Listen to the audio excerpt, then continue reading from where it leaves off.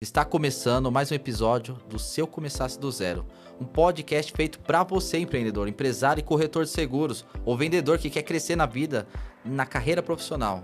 Aqui você vai ouvir histórias reais de pessoas que saíram do zero e construíram uma carreira sólida, gente que vive na pele o dia a dia das vendas. Se você quer dica valiosa, mentorias práticas e conteúdos que transformam, esse podcast foi feito para você. Mas presta atenção, 99% das pessoas que assistem esse podcast não se inscreve no canal. Então, se você quer transformar sua vida e se inscrever agora no canal, é gratuito, tá bom? É só se inscrever que você vai ter episódios. Outra coisa, esse episódio foi patrocinado pela Clearwater Seguros, que é a corretora de plano de saúde. Se você sofreu reajuste do seu plano de saúde ou você tem interesse em cotações, é só clicar no link na descrição. E agora, solta a vinheta que vai começar um podcast incrível.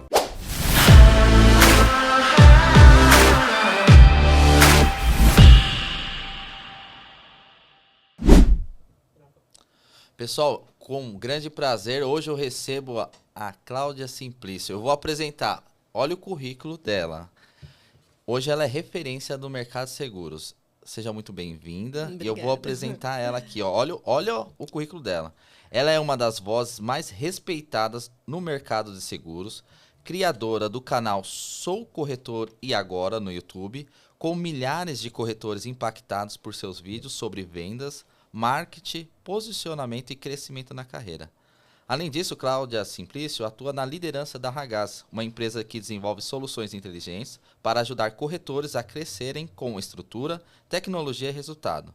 Com linguagem prática e direta, Cláudia já ajudou centenas de profissionais a sair da estagnação e viverem com estabilidade e lucro na corretora. Cláudia, é um prazer te receber aqui no podcast. Prazer é meu. Sou grande fã seu e espero que a gente possa bater um papo que possa agregar para os corretores que estão nos seguindo aqui. Show de bola, vamos junto nessa. Manda lá. Vamos lá, Cláudia. Primeira pergunta que eu gostaria de perguntar para você. Quando você iniciou a sua carreira na corretora, qual que foi o seu maior desafio que você enfrentou, Cláudia? Tá, falando brevemente para de repente, se o corretor que está aí assistindo não nos conhece. Não, se não conhecer a Cláudia, tá errado.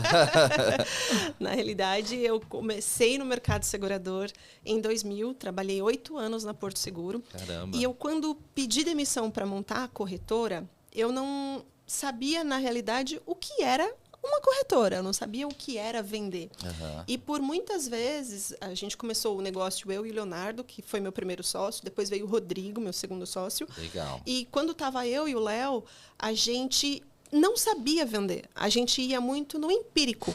Então, eu saí da Porto, trabalhei na Porto Saúde e não era com a venda em si. Porque quem traz o cliente é o corretor e a seguradora dá o suporte, a questão técnica. Mas o colaborador de uma seguradora, ele não tem aquela questão da prospecção, de trazer o lead, de trazer o prospect. Legal. E o corretor é uma jogada diferente. Então, quando a gente foi para a corretora, a gente percebeu que não caía do céu. Porque eu, enquanto funcionária Porto, que via os corretores trabalhando com saúde e ganhando 10% de vitalício e mais 100% de AG, você fala, nossa, vou ficar rico em 2 anos. Nossa, era o céu essa época, hein? Né? Então, a gente imaginava que era dessa forma. E na prática, não cai cliente do céu, PMEs, empresariais e contas assim, para você sair vendendo à torta e à direita se você não tem um processo de vendas, um processo de atração. Certo. E, no final das contas, a gente acabava não conseguindo vender na escala que a gente acreditou que seria. Entendi. Moral da história, a minha maior dificuldade nesse início foi a atração de clientes. Eu não sabia de onde tirar clientes. E assim a gente sofreu e peneou até meados de 2012. Nossa. Pra você ter uma ideia, em 2011, a gente fechou a corretora em menos de 16 mil reais naquele ano. Nossa. E eu ia casar no ano seguinte, as coisas estavam realmente feias. A gente, né, decidindo ali o que ia fazer. Sabe quando bate aquela questão de vou voltar a ser seguradora? E eu falo, não, eu não vou. Eu vou fazer isso aqui acontecer. E aí foi quando eu fui atrás, eu e o Léo, nessa época o Rodrigo já estava chegando. Só para entender, Léo é meu irmão, certo. Rodrigo meu marido. Legal. Em 2012 eu casei, então em 2011, vésperas de casamento e as contas aparecendo assim, a gente precisa fazer diferente. E nessa brincadeira de procurar fazer diferente, até então não tinha internet como é hoje. Certo. A internet era literalmente tudo mato, como a gente gosta de brincar, né? E aí a gente olhou para isso e falou assim, não, pera, tem jogo aí. Se o nosso problema era atração, por exemplo, eu era péssima em PAP. Certo. Em porta a porta. Tem corretor que eu olho e falo, eu admiro. O cara é tão veia de venda, que ele se vai visitar um cliente frio no porta a porta, ele tira a venda. Eu nunca fui dessas. Eu sempre precisei ter algo mais estruturado, mais processual, para fazer acontecer. E ali, naquele momento, a gente viu que o marketing e a internet poderia fazer diferente. Foi quando eu fui começar a estudar sobre marketing digital. Nossa. Então, em 2012, eu não sou programadora. Comecei a estudar sobre isso para poder aprender como posicionar um site nas primeiras páginas do Google, como fazer aquilo acontecer. E aí foi quando o marketing digital entrou na nossa vida e tudo virou, o jogo mudou. Mas a nossa principal dificuldade sempre foi a atração de clientes. Nossa, que legal. Então, a sua dificuldade inicial foi a prospecção, então. Sim. E aí você começou a estudar, né, Cláudia? E aí, como que você começou a ter os seus primeiros resultados que você falou, nossa, tá fazendo sentido. Eu não consigo fazer o PAP, mas aqui tem coisas que as pessoas não estão explorando. Como que foi essa dinâmica? Legal. Então, eu gastei praticamente assim, 2012, 13, muito no aprender e aplicar, aprender e aplicar. Por quê? A gente não vira uma chave e sabe as coisas da hora para outra. Por mais que eu seja formada em administração e que na faculdade tenha marketing, não é um marketing da vida real. Essa é a verdade. Ainda mais que eu terminei minha formação em 2005. A gente está falando aí de 2012. Caraca. A internet nem existia na minha época de faculdade. Nossa, meu. Então, a gente está vivendo uma outra era. Então, ali eu comecei a aprender e aplicar. Então, começamos a fazer anúncio no Google, anúncio aqui e ali. A gente colocou muitas páginas na primeira página do Google, naquela orgânica. Nossa, que legal. Então, eu fui estudar SEO. Legal. Para entender o que eu precisava fazer para que o Google me considerasse relevante. Então, muito do movimento que a gente fez lá atrás, a gente cresceu muito na parte de seguro de vida e na parte de seguro de moto naquela época. E por quê? Porque nós conseguimos colocar páginas voltadas a motociclistas e a padarias e a empresas de motoboy no Google em primeira página. Nossa. Então, Cláudia, você escrevia moto? Não, eu colocava lá seguro Honda, seguro Yamaha, seguro... E com as palavras certas, eu posicionava a minha página na primeira página do Google, o lead entrava e dali a gente fazia uma prospecção. Porque quando o lead chegava falando eu quero uma cotação, a gente fazia festa, porque ali a gente sabia jogar o jogo, ali a gente conseguia vender. Entendi. O problema era realmente a atração. Então, foi o marketing que fez esse movimento. Tanto que em 2014... a gente ganhou da Porto Seguro viagens nacional, viagens internacional, televisão, tudo por venda de seguro de vida. Que a coisa estava indo tão bem, que fluía nesse sentido e fez acontecer. Mas nessa época aqui, você não investia em marketing ainda, era só SEO? Quando foi 2012, eu comecei a fazer SEO, porque a gente estava com menos 16 em 2011. Entendi. Então, eu não tinha grana. Foi estratégia. Legal, Se eu não tenho grana, eu tenho que começar pelo que é gratuito. Então, a gente foi inicialmente para o que era orgânico, no caso, SEO, fizemos alguns pouquinhos pequenos, era bem discreto ainda, vídeos para o YouTube, mas com busca do cliente final. Entendi. Então, a gente começou ali um primeiro movimento na internet para trazer cliente para a corretora. E ali, naquele processo, a gente começou a ter o dinheiro entrando. E a gente sempre foi muito no olhar nesse sentido de precisamos reinvestir para o negócio crescer. Certo. Eu não posso tirar o dinheiro da empresa e achar que tudo que entra ali é lucro, porque não é corretora. Você tem que reinvestir se você quer que o negócio cresça. Então, a gente reinveste até hoje. E muito daquilo começou, ali naquele momento, ter um investimento para Google, para atração de leads de uma forma paga. Por quê? Legal. O orgânico, ele é lento para acontecer. Você faz um movimento, às vezes demora 2, 3, 4 meses para começar a ter resultado. Enquanto que o pago, você ligou um anúncio hoje mesmo está chegando o lead. Sim, sim. Então, é muito rápido. Então, foram momentos diferentes, mas a gente começou sem grana e no orgânico. Sabe o que é legal, Cláudio, que eu acho bacana? Assim, ó, todo mundo que eu trago aqui é a questão da mentalidade. Você teve de tudo aqui para voltar lá para Porto. Tudo. Uhum. Tipo assim, todo o cenário que você tá me apresentando foi assim, saia da Porto, provavelmente você recebia um salário legal e tinha segurança, né? E aí você foi se aventurar. Sim. E aí, só para o pessoal entender o que a Cláudia fez. Ela não tinha lead. Nada. Não, você tinha do lead. Não, ela não tinha dinheiro. Então, ela fez um site, provavelmente. Sim. Alimentou aquele site com SEO, ou seja, com as palavras-chave para a galera.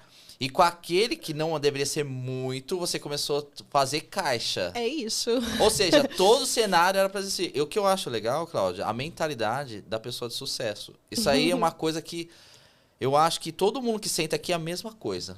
Tipo assim, pessoas de sucesso, ela tem mentalidade, ela não desiste. Você tinha tudo para desistir. Sim. E aí, eu queria... Eu gosto de dizer, Pode falar, Cláudia. eu gosto de dizer, desculpa até interromper, mas que não é a gente tentar para ver se dá certo. Certo. É fazer até dar certo. Legal. Ah, a gente fez, não deu certo? Pera, faz uma autoanálise, seja autocrítica e veja onde eu errei, onde eu posso melhorar. E a partir do momento já é que o corretor ou o empresário, ele acreditar que ele não tem nada para aprender, é ladeira abaixo. Nossa, até muito hoje, legal. eu estou estudando, até hoje eu estou em busca de coisas diferentes que outros colegas fazem, que a gente pode trocar uma figurinha. A gente mesmo aqui antes estava trocando altas figurinhas do que ele faz, do que eu faço, para que a gente possa mutuamente se ajudar. E essa é a ideia. E eu vou te dizer que a partir do momento que eu comecei a ajudar o corretor, foi ainda mais, porque a recíproca acontece. Parece que o universo conspira a favor. Que legal. Aí, Cláudia... Aí, no seu ponto de vista, eu vou trazer para a atualidade para ajudar os corretores hoje, com o seu know-how de conhecimento. Ok. Você acha que hoje o SEO, ele dá para ser feito? Porque eu estava mexendo lá no site até da corretora, Cláudia, hoje está sensacional. Hoje, por exemplo, você coloca uma transcrição, né, de um trecho, por exemplo, plano de saúde, seguro de vida, e ele já traz texto para você. No SEO. Mas você acha que, tipo, hoje faz sentido ter uma pessoa na operação de marketing cuidando dessa parte? Olha, eu não tenho mais. Certo. Eu não tenho mais uma pessoa que olhe só para SEO. Na realidade, dentro do nossa trajetória, eu sempre tive vontade de colocar uma pessoa exclusiva, porque depois desse processo, por muito tempo, eu fiz o marketing da corretora, certo. Depois a gente se transformou em assessoria, depois no processo a gente montou um time de marketing. Então hoje a gente tem uma equipe de marketing, lá são 5 pessoas que cuidam do marketing para a nossa empresa, para o nosso grupo, na realidade. E aí dentro disso, a gente não colocou uma pessoa só para SEO. Entendi. Muito porque, Cláudia, você não acredita que isso dê certo? Não, eu acredito que isso dá certo. Só que é algo que não é com a velocidade que a gente busca muitas vezes. Então, o que a gente quer hoje é fazer um movimento e o lead chegar. Significa que eu nunca vou, talvez, colocar uma pessoa? Talvez eu vá. Ainda mais agora com inteligência artificial, que permite a gente ter a inteligência escrevendo, fazendo as copies para nós. É tudo muito mais acelerado. Mas hoje eu não tenho. Mas eu acredito que funciona, porque já funcionou para nós lá atrás. Certo. Só que a gente deixou de atuar porque investir num meta no Google é muito mais rápido. Isso. Aí você falou um negócio que eu acho bem legal. Você tem que colocar energia aonde traz mais resultado. É isso. Né? Porque você colocar energia... Eu entendo que SEO é uma ferramenta legal, só que a longo time. Então, de repente, você colocar uma pessoa agregar para um funcionário fazer aquilo ali. Sim. E a longo tempo você colher resultado, mas não é aquilo que vai trazer resultado de imediato. Ó, só fazendo um comparativo Tá. de SEO, que a gente, de certa forma, faz, mas não é em palavras e sim em vídeos, é o próprio YouTube. É a isso que eu ia gente, perguntar. a gente aqui tá fazendo um vídeo que ele vai ser distribuído de forma orgânica, a não ser que, claro, dá para impulsionar também no YouTube, mas, por exemplo, lá no canal, no Sou Corretor e Agora, são vídeos orgânicos que chegam ao corretor e a gente faz um SEO para o vídeo. Então, a gente faz o tagueamento das palavras-chave, a gente estuda o título, estuda o contexto, estuda os vídeos que estão, né, posicionados positivamente naquele tema que a gente vai subir. Então, diante disso, sim, é um orgânico se a gente for ver. Então, até hoje a gente faz vídeos, hoje voltado para o YouTube, pro corretor, mas não para o cliente final. Mas, de qualquer forma, é um SEO. É um SEO de vídeo, vamos dizer. Muito legal. Você é especialista no YouTube. Eu não conheço, pelo menos ninguém no nosso segmento que seja tão grande como você. Eu não conheço. Não tem. Não, que eu conheço também não tem. Eu já procurei bastante, assim. O que a gente às vezes vê é uma companhia, mas que fala com o cliente final. Entendi. Pessoas que falem com o corretor, eu também ainda não conheço e tô lutando para continuar lá. Ô, Cláudia, e por exemplo, no YouTube, essa brincadeira muito corretor não entende, né? Você acha que, por exemplo, no seu know-how de conhecimento, você acha que, por exemplo, eu sou corretor. Tá. De repente eu comecei igual a Cláudia, sem recursos financeiros.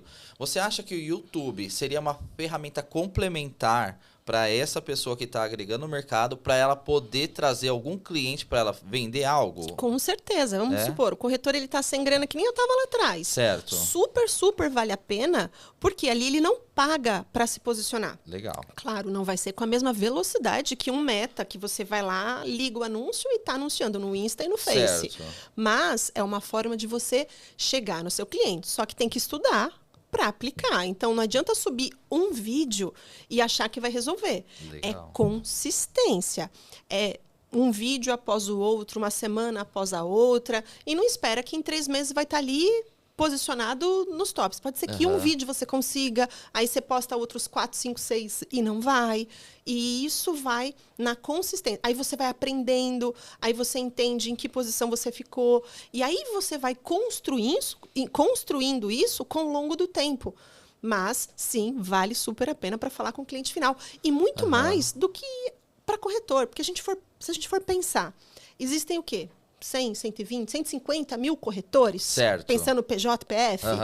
Se a gente for olhar o corretor que fala com o cliente final, certo, ele tem que escolher um nicho, mas vamos supor que ele escolhe empresas, ou ele tem que falar temas, ou isso é legal. Na minha área lá que eu gostava, que era clientes de moto, ele vai falar com o motociclista. Ele vai falar com a pessoa que tem uma moto. Então, ele tem que fazer vídeos e conteúdos que converse com essa pessoa. Ele não pode fazer vídeos que fale segurança. Ele não pode fazer vídeos que fique nesse universo da corretora. Ele tem que tocar na dor do cliente e não no que ele simplesmente quer fazer. Aí o que ele faz? Faz um vídeo de conteúdo, no meio do conteúdo traz uma CTA, que é uma chamada para ação. Legal. Traz uma CTA para conseguir, de fato, oferecer a cotação dele ou o que for. Porque o que ele precisa é pessoas levantando a mão e pedindo cotação, certo? Então, dentro dos conteúdos, você, corretor, vai e faz a sua oferta ali embutida dentro do teu conteúdo. Muito legal. Cláudia, esse assunto aqui me interessa, porque, por exemplo, você acha... eu estava conversando com uma agência ontem, eles falaram assim, eles deram um formato de brand, né? Tá. Brand, para a galera que não entende, é como é a percepção das pessoas do assunto que você está passando, né? Sim, o marketing da marca, né? Marketing da marca. Muito bom. Pegar uma pessoa e transmitir uma informação objetiva. Aí, no caso, eu quero seu feedback, seu ponto de vista sobre o assunto que você é especialista. Ele estava falou assim, Jefferson, em vez de você se posicionar como, por exemplo, poxa, você vende plano de saúde. Tá. Em vez de você fazer conteúdo desse tipo, ele falou assim, cara, faz conteúdo que engaje o empresário. Então, por exemplo, fale a importância, por exemplo, de implementação de inclusão. outro assunto. O que seria melhor? Contratação PJ ou tal? Falar assuntos diversos para você atrair aquele público meio que na hashtag do Instagram e nas tags do YouTube. O que você acha desse assunto? Eu particularmente... Pela sua experiência. Sim. Eu particularmente acredito que o marketing ele tem que olhar para o resultado. O marketing de brand é positivo e ajuda, tá aí a Coca-Cola, que posicionou a marca absurdamente em anos e anos. Sim, eu acho que o marketing de brand funciona. Só que eu gosto do marketing de resultado. Legal. É aquele que você faz, gera uma ação que você pode medir. Significa que os outros não dão? Não, se você está com uma grana a mais e já dá para investir no brand, vai e faz o posicionamento da tua marca. Mas o que eu gosto e que gera movimento para nós até hoje é o de resultado. Então, eu fiz hoje para poder mensurar. Legal. Só que isso que você falou se encaixa também no marketing de resultado. Por quê?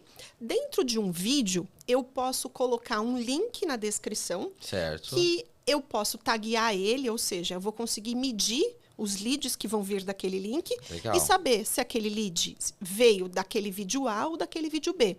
E sim, respondendo a tua pergunta em relação ao conteúdo, você tem que criar conteúdos que sejam de interesse do seu público. Então, se você vai falar com empresários, para vender um plano de saúde, o seu objetivo final é vender planos de saúde. Ok. Certo. Só que você não pode fazer todo o vídeo falando, compre aqui vídeo de plano de saúde e todo vídeo falar a mesma coisa. Não. Você tem que criar um conteúdo que se conecte com a sua audiência, com o seu público. Conectou com ele? Traz algo que te traga autoridade. Então, mostra que você entende do negócio dele, mais às vezes do que ele próprio. Eu brinco que quando eu vendia seguro de vida e plano de saúde, lá atrás, na época de corretora, quando a gente começou a trabalhar com marketing digital, a gente vendia muito para padaria. E muito para a região do ABC. E eu brinco que naquela época eu entendia muito de padarias. Por quê? Eu ia... Naquela época a gente tinha que visitar, gente.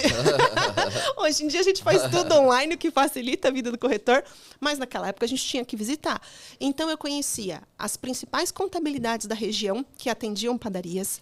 Eu entendia as épocas de dissídio deles, o que tinha na convenção coletiva. Eu entendia tinha até contato de fornecedor que muitas vezes eu sugeria de uma padaria para outra no sentido de ajudá-las. Então, eu passava a entender, muitas vezes, mais do meu cliente do que até ele próprio em algumas áreas.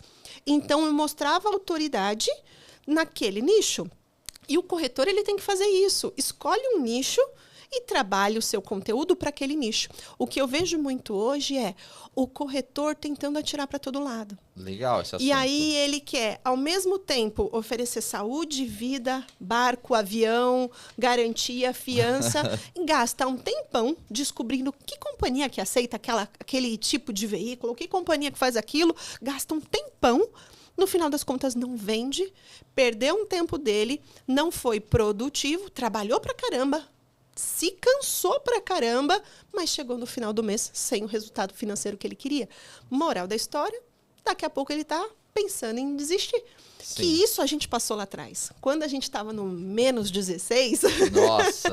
A gente atirava para todo lado, porque a gente pensava assim, nossa, se eu disser não para esse lead, para essa pessoa que está pedindo um seguro de barco, no final das contas, eu vou deixar dinheiro na mesa? E ao contrário, eu vou focar no que realmente eu escolhi como porta de entrada para mim e eu vou fazer aquilo se expandir. Porque tudo que a gente foca, a gente expande. E ali a gente dispersava energia. Legal. A partir do momento que você foca, não. Então, moral da história. Respondendo a questão aí, sim, eu acho que tem que ter conteúdos focados no nicho e que atenda a necessidade do cliente. Da persona. Aí, Cláudia, só para... É que assim, o corretor, ele pega uma informação e coloca... Ele não entende o cenário. A Cláudia, aí você me corrige se eu estiver errado na informação. Sim. A Cláudia está falando o seguinte, eu sou saúde, eu vou vender saúde. Ela não está falando que eu não posso reaproveitar esse cliente. Eu vou dar um exemplo, Cláudia, aí você me dá um feedback. Sim. Vendi um saúde para a Cláudia. Aí eu agrego alguém do meu time que é especialista em vida. Aí eu aproveito aquele lead que já teve um custo de aquisição para vender já tá pago. Já tá pago, foi caro.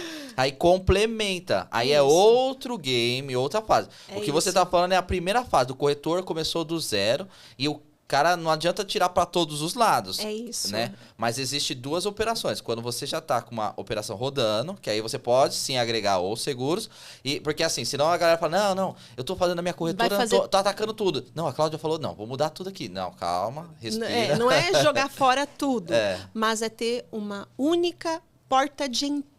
Legal. Algo que você fale assim, vai ter coisas que são tão diferentes que você vai ter que falar, eu não trabalho, e você pode procurar parcerias. Legal. Por exemplo, hoje lá no nosso escritório, a gente trabalha com automóvel, nosso Legal. carro-chefe, assim, absurdamente. Nós temos RE e REs diferentões e temos saúde.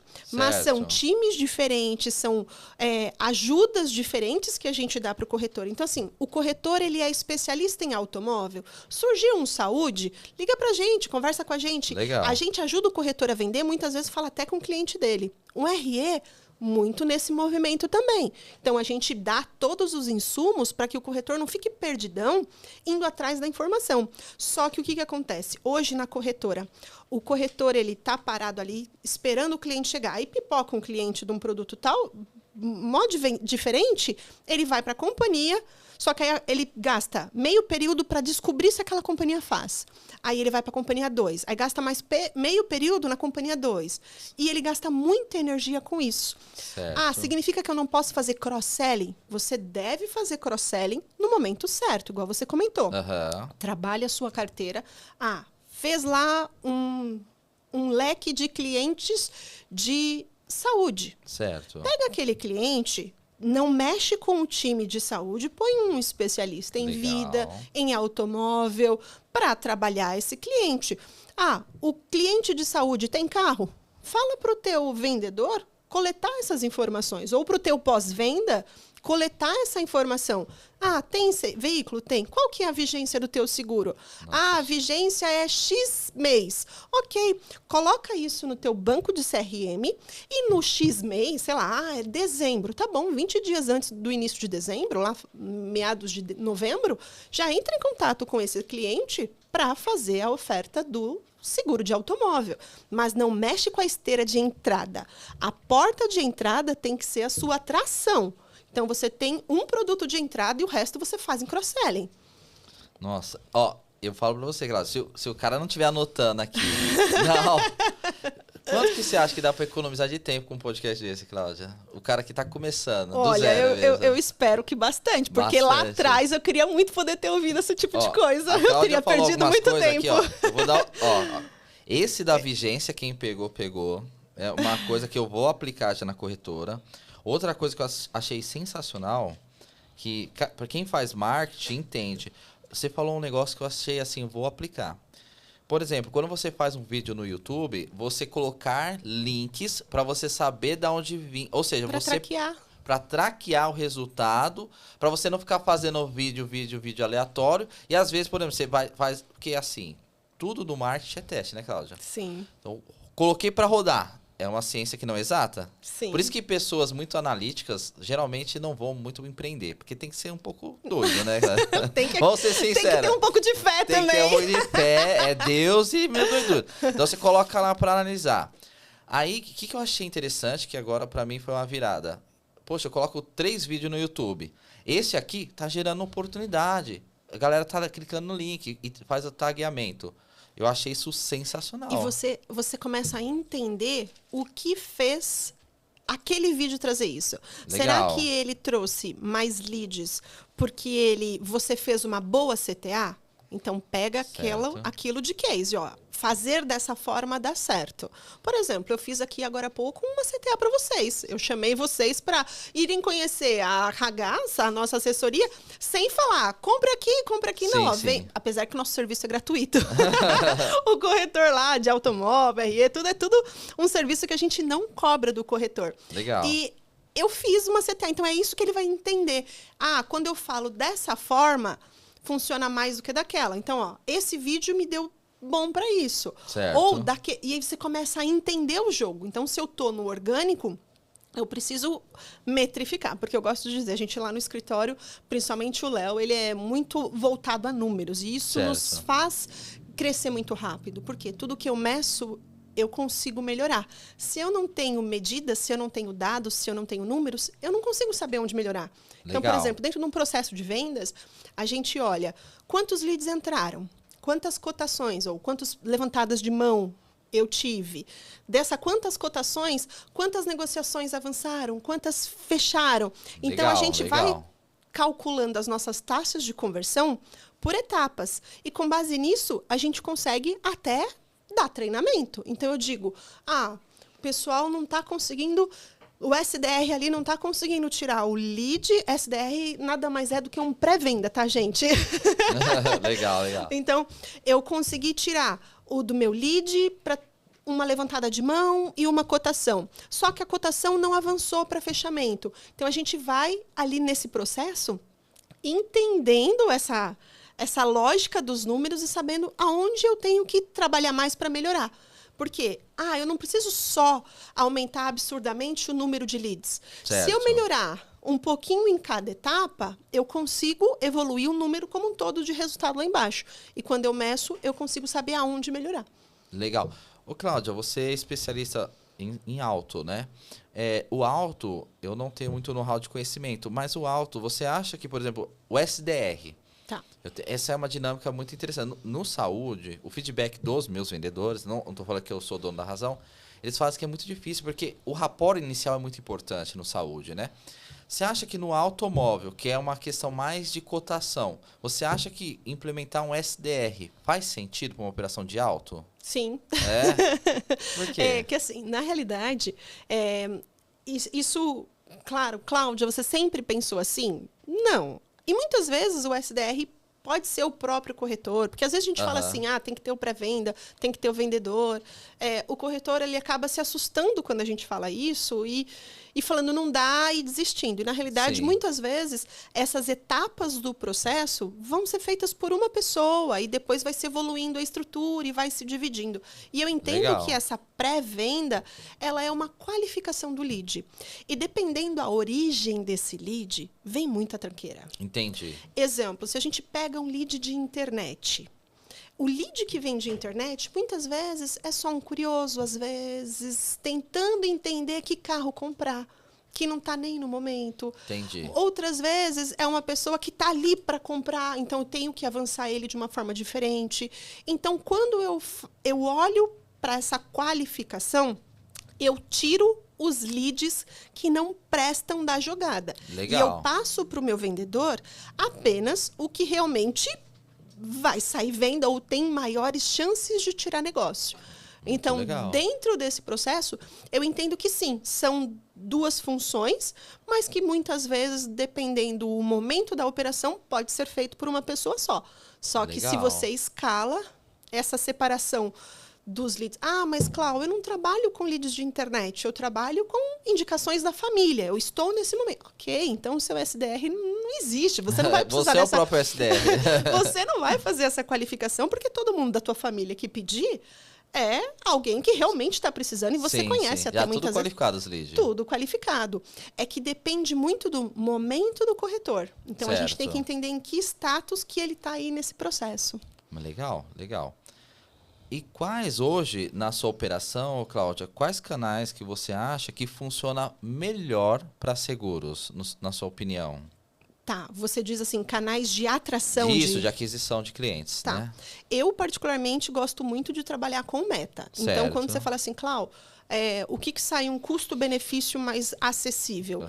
O meta, então, Instagram, Facebook, ainda para o meu jogo, ainda é o que funciona mais. Tanto para eu atrair corretores, quanto para eu atrair clientes finais. O lead para a venda do seguro em si. Legal. Ou até mesmo de plano de saúde, porque apesar do nosso negócio ele ser pautado muito, assim, 90% ser em automóvel, a gente já tem uma operação de saúde rolando, a gente já tem um atendimento ao corretor de saúde.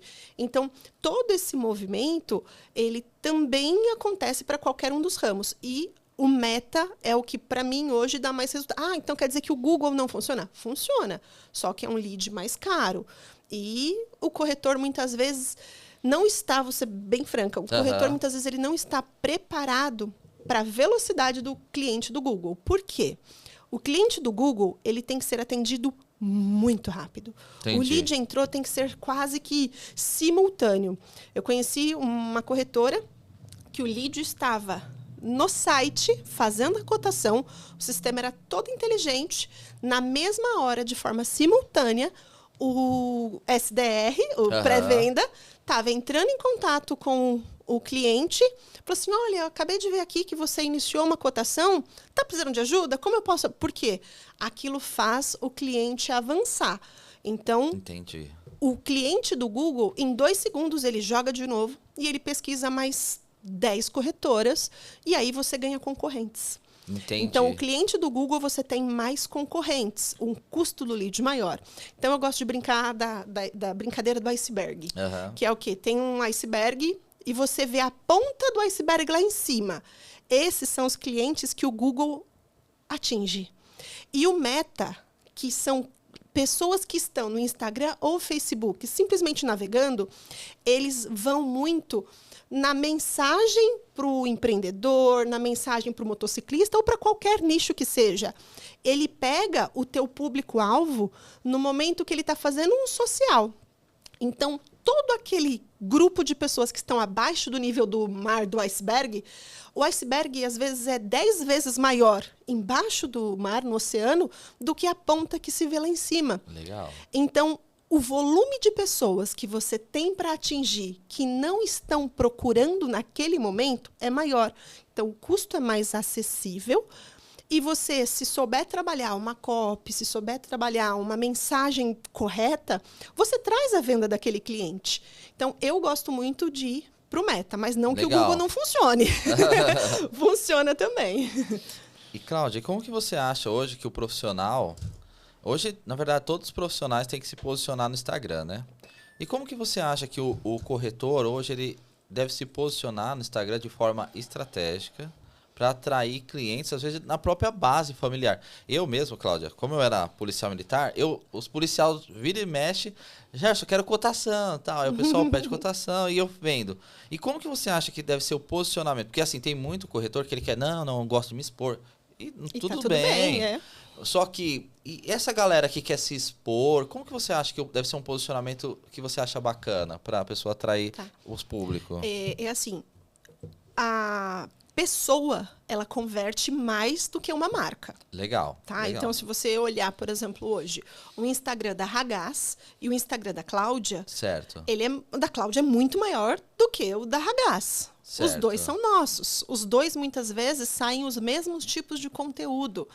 A diferença é que no meu pessoal, eu também posiciono coisas da Cláudia, da minha filha, do meu marido, Entendi. do meu lazer.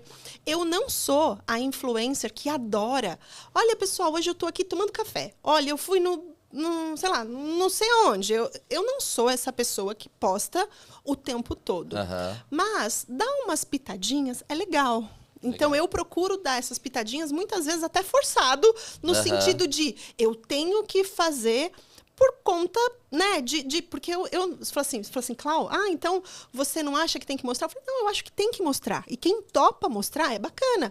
Só que você tem que ser você. Legal. A partir do momento que você põe uma máscara para fazer, isso não dura. A internet, ela é cruel nesse sentido. Se você não é você, vai passar um ano, 2, em algum momento você vai se contradizer, você vai começar a cair em ciladas porque você não foi verdadeira.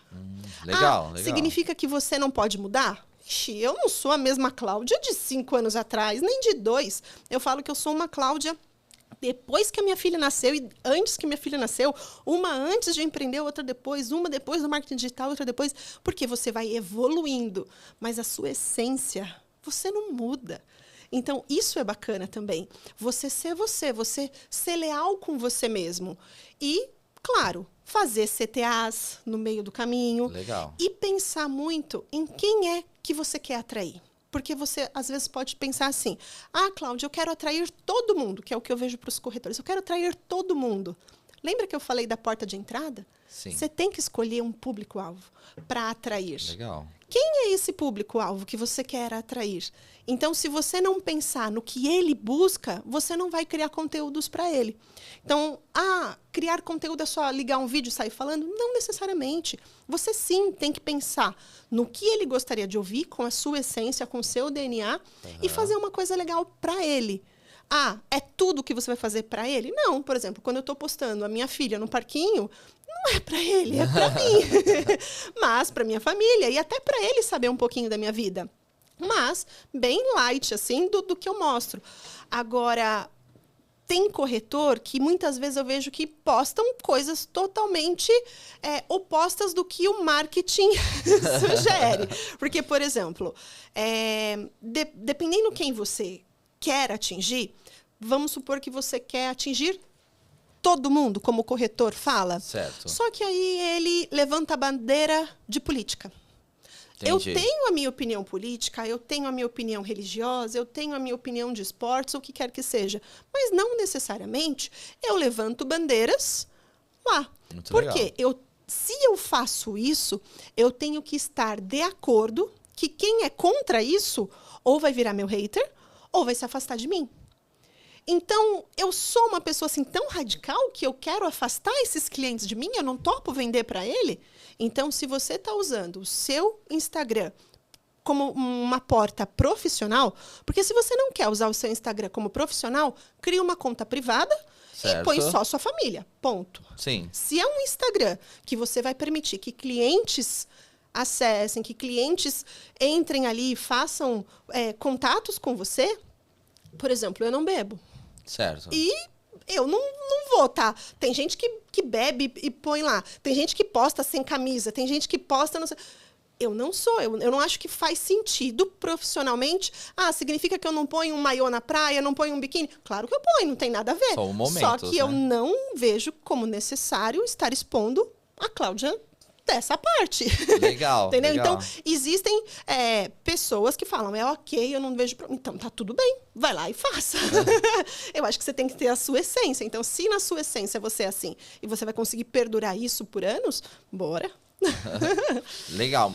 Porque assim, se conecta, né, Cláudia? Por exemplo, você faz conteúdo no YouTube, a pessoa fala, quero saber mais sobre a Cláudia, aí vai no Instagram. Então, querendo ou não, YouTube, Instagram viraram ferramentas para quem quer utilizar dessa forma de captação de clientes, de leads. Sim, então, exato. é uma forma orgânica, sem você ter um custo de aquisição. Se você souber se posicionar, porque assim, Cláudia, o pessoal às vezes, ainda mais assim, a família, fica, meu Deus, que o Gerson é maluco, tá postando umas fazendo. coisas, né? E na verdade, às vezes você tá fazendo teste como fosse Facebook. Isso que o pessoal, isso é interessante pro corretor. Às vezes você tem que fazer teste, igual a gente tá falando. Aí postei um conteúdo assim, curiosidade, por exemplo, que eu quero atrair empresários que querem saber se não deu certo. Eu tô tentando outro. Então, às vezes, você faz alguns testes para ver, não, esse conteúdo... Eu tô participando de uma mentoria lá com o Thiago Nigro e eles falaram um negócio muito interessante, Cláudia. Sim. Que eu acho que isso aí o corretor pode adaptar para a rotina dele. Teve o Fernando lá, que ele é um dos CEOs lá da V4 Company, ele falou assim, Gerson, falou para todo mundo, na verdade, na mentoria, falou assim, o que deu para mim, certo? Eu começou a criar storytelling. Ou seja, começou a contar histórias. Conecta. E conectou muito. Aí explodiu o Instagram. Sim. Imagina, hoje o Instagram dele tá quase 500 mil de seguidores. Imagina essa base que ele tem para trabalhar. O exemplo de vender seguro. Sim. E às vezes você tá criando conteúdo assim, aí a pessoa fala, meu Deus, é doido esse Pra quê? cara, né? Mas não é que você faz teste dentro do... É igual, a Cláudia, você falou uma coisa que eu achei sensacional. Você tem que ser você. Sim. No caso dele, ele se adaptou, ele foi ele. Contando storytelling, o pessoal se conectou. Mas, de repente, você fala um tema, assim, mais no seu ponto de vista. É difícil agradar todo mundo, Cláudia, mas, assim, você consegue meio que ficar neutro, mas, assim, atraindo as pessoas que você quer. Também, se você quiser ser polêmico e atrair pessoa polêmica... É uma forma de atração. Aí você vai atrair pessoas que se conectam com a mensagem que você está passando. Exatamente. Porque a meta, ela é muito de entregar aquilo que você já consome. Certo. Então, se o internauta, ele consome vídeos do tipo a meta vai entregar para ele mais vídeos do tipo A. Então, Legal. Reels é uma coisa que vai muito, né? Alcança muitas pessoas. Muitas vezes viraliza um Reels ali, porque teve comentários, teve isso, e quanto mais tem, mais ele alcança. Certo. E aí, as pessoas que veem aquele vídeo do tipo A, o Instagram vai mostrar para elas mais vídeos do tipo A. Então, Legal. é o segundo, é o terceiro. Então, se você se posicionar dessa forma, é ok também. É que aí Aham. você tem que estar disposto a saber que as outras pessoas vão ou te colocar aí, vão virar Aham. seus haters, ou vão simplesmente parar de te seguir e tá tudo bem também. É tudo uma questão estratégica, né? Você tem que decidir qual posição. Você não pode só ficar pulando de uma para o outro, porque aí depois você se contradiz, né?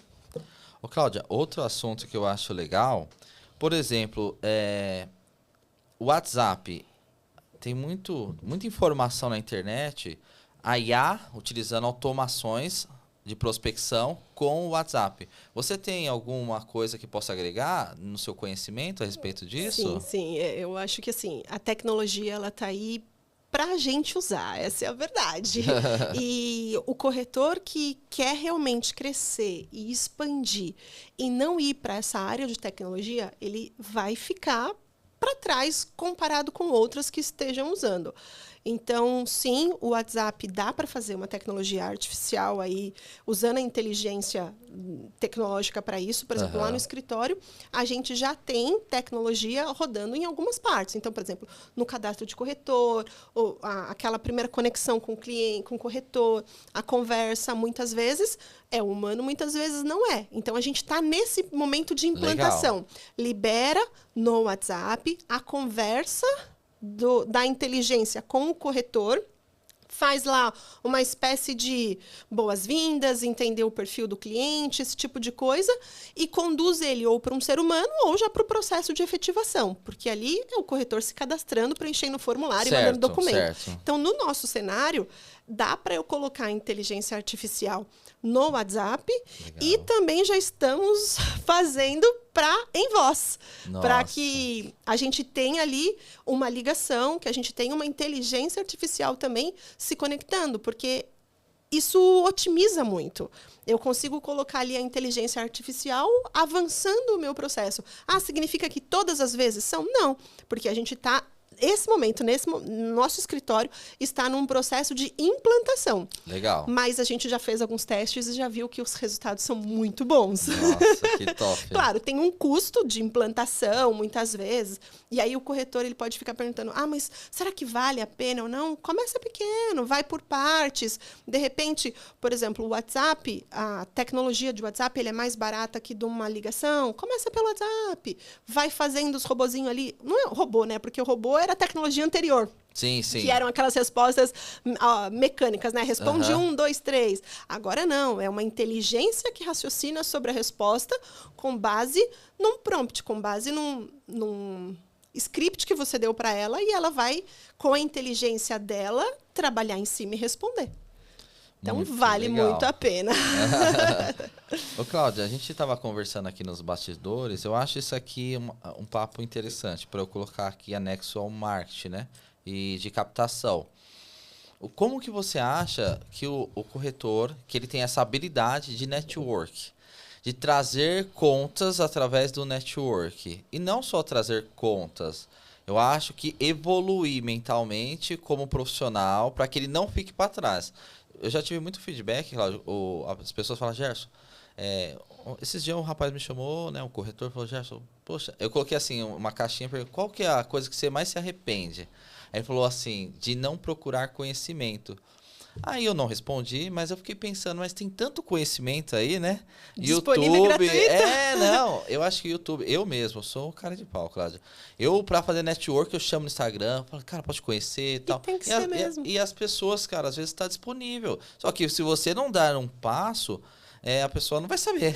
Não tem bola de cristal. E qual que é o seu ponto de vista a respeito de network, conhecimento, que eu acho que é uma coisa bacana da gente bater um papo. É essencial para o crescimento em algum momento. Se Certo. o corretor ele souber, eu vou ser bem sincera, eu não sou a pessoa mais especialista em network, é algo que não é meu como essência, eu não sou uma pessoa mega social que vai pro barzinho, que vai não sei aonde, que eu não sou assim de sempre. Certo, de natureza De não. natureza, não. Em compensação, o Léo, que é o meu sócio, ele já é mais assim, então a gente vai se contrabalanceando. Só que eu aprendi a ser, porque tudo pode ser aprendido.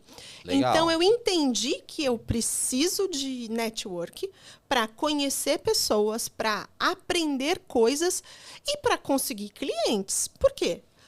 Se eu estou numa roda de empresários que Certo. não são corretores, ali são todos potenciais clientes. Correto. Se eu estou numa roda de corretores, ali é um baú do tesouro. Por quê? O que o colega está fazendo que, de repente, eu ainda não estou? Quer um exemplo? Recentemente, eu tive num grupo onde tinha um colega corretor, tinha várias pessoas, não só corretoras, e tinha um corretor, assim, muito bacana. E ele, de saúde, que vende pra caramba mesmo, para não falar um palavrão aqui. E aí, trocando figurinha, ele falou assim, porque no processo do pré-venda, a gente coloca ali o discador, nananã. Aí eu, oi? Discador? Gente, eu sei que existe discador já há alguns anos. E por que diabos que eu nunca coloquei um discador para otimizar a vida dos meus colaboradores? Para vocês terem ideia, hoje, os nossos colaboradores, os nossos gestores comerciais, eles ligam para os corretores, eles marcam reuniões em call, e muitas vezes a gente tenta ligar para o corretor e não consegue falar. Aí por quê? Tenta ou está ocupado, ou o corretor, de alguma forma não completa, então a gente gasta. Vamos pensar assim, quase que 50% do nosso tempo tentando o contato e não necessariamente falando. E a gente nunca teve a ideia de colocar o bendito do discador para ligar para os nossos corretores. Na hora que o corretor atender, transfere para o meu gestor comercial que vai estar ali para falar com ele. Legal. Moral da história.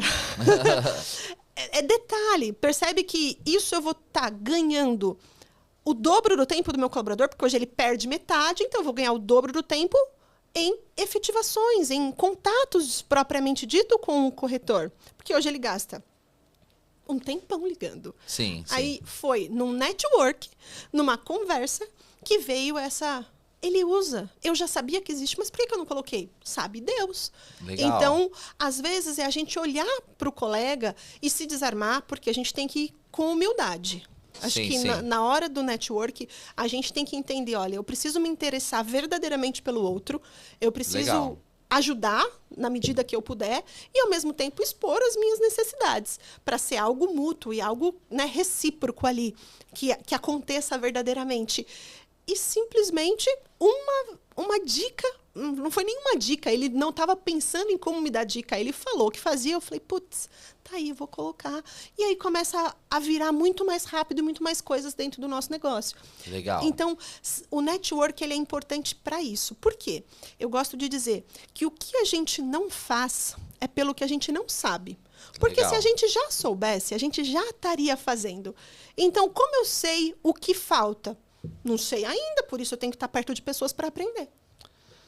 Cláudia, por isso que eu valorizo muito conhecimento. É isso. O pessoal fala, meu, Jair, você é doido, cara, abre um podcast. Não, já tem a corretora lá, cara, melhorou sua vida. Não, mas o conhecimento, ele é, assim, até a gente morrer, a gente vai estar aprendendo, Cláudia.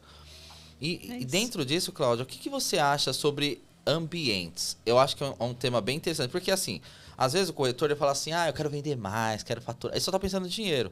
Só que o ambiente que ele está não ajuda. O ambiente nos molda, essa é a verdade. E o que você acha sobre o ambiente e essa questão de vendas? Vamos lá. Se você está num ambiente onde não tem empreendedor, certo, onde não tem pessoas positivas, onde não tem pessoas que te levem para algo próspero, como você acredita que vai ser?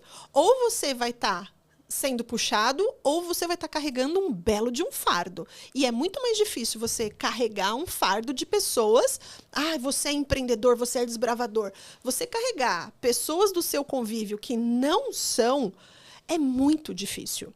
Então, a partir do momento que você procura estar em ambientes de pessoas que se conectem com você, nos propósitos de vida que você tem, legal, isso te abre a mente para coisas. Por quê?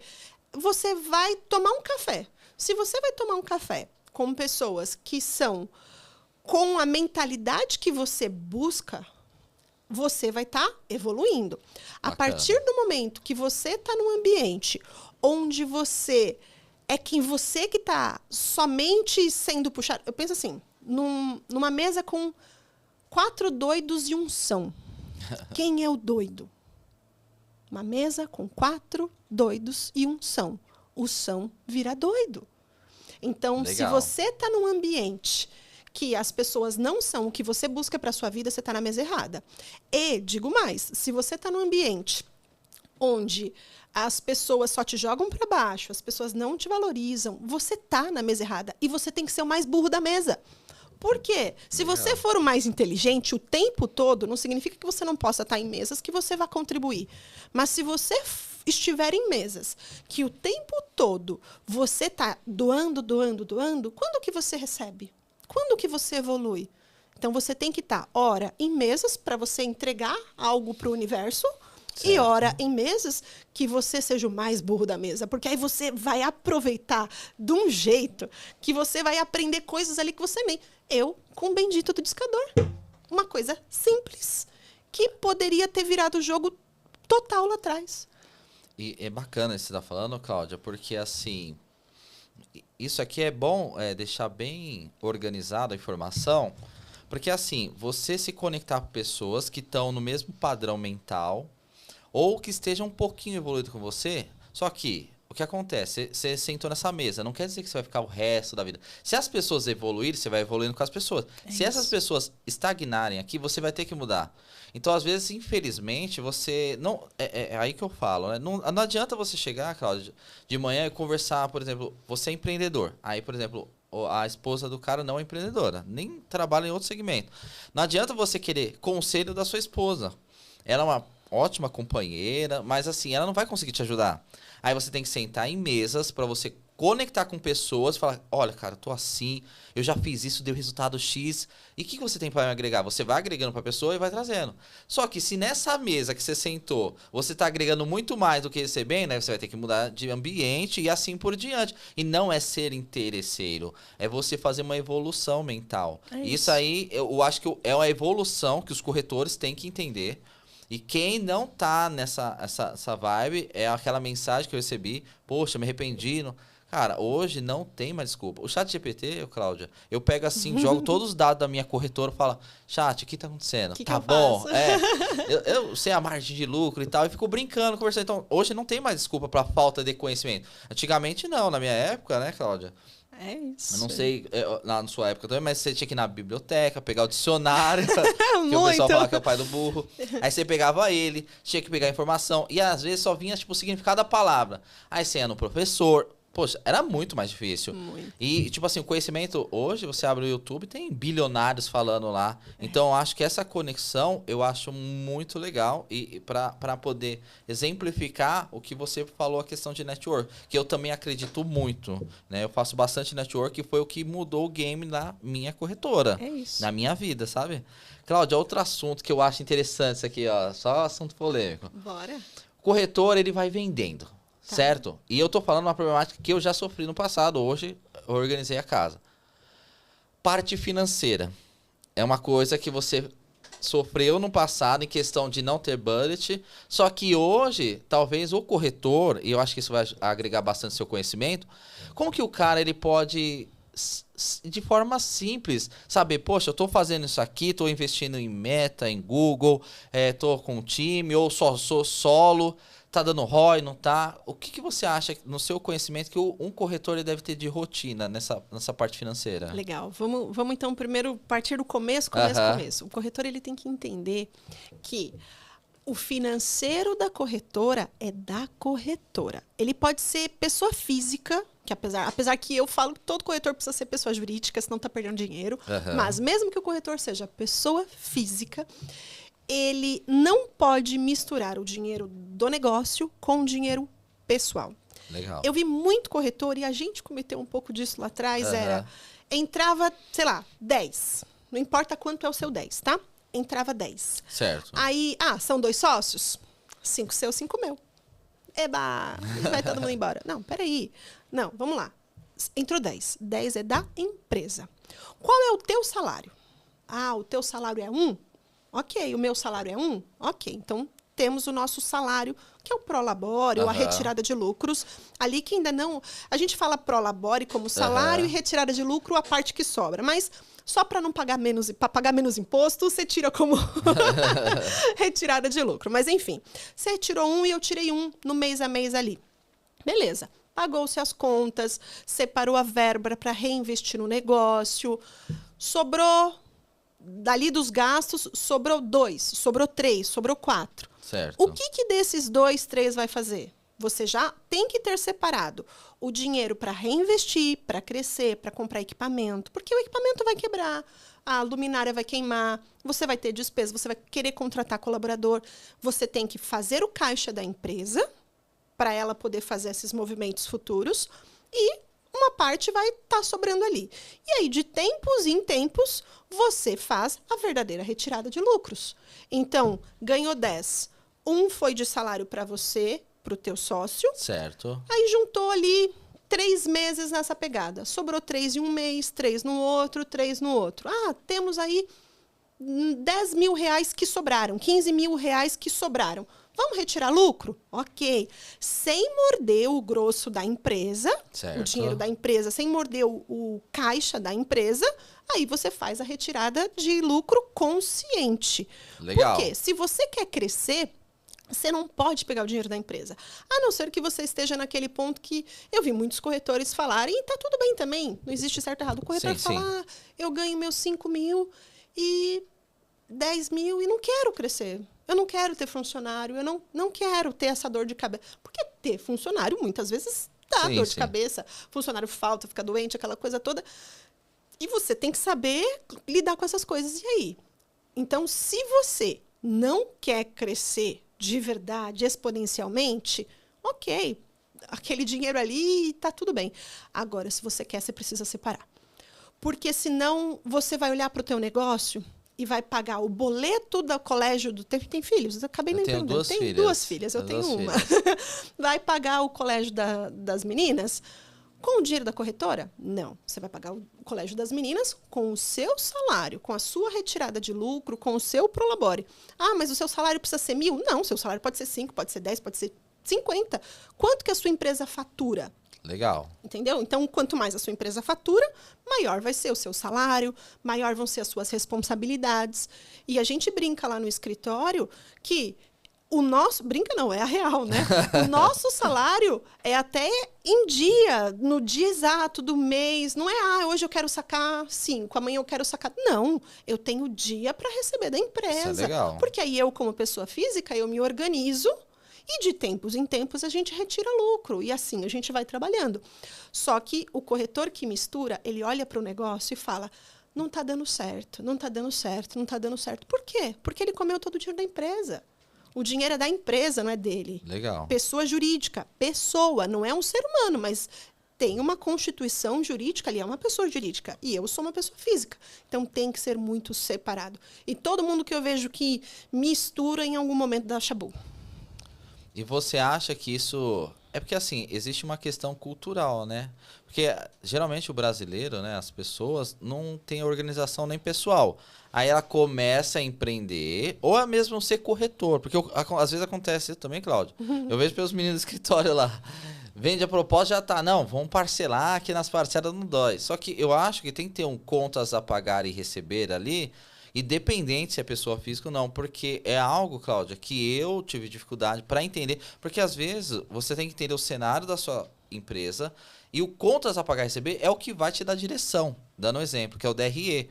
Você olhar o DRE e falar, nossa, não, tô pelo caminho certo. Não, peraí, tem alguma coisa... Porque às vezes você vender só, Cláudia, eu aprendi a duras penas isso, que vender é só o ponto, é só a ponta do iceberg.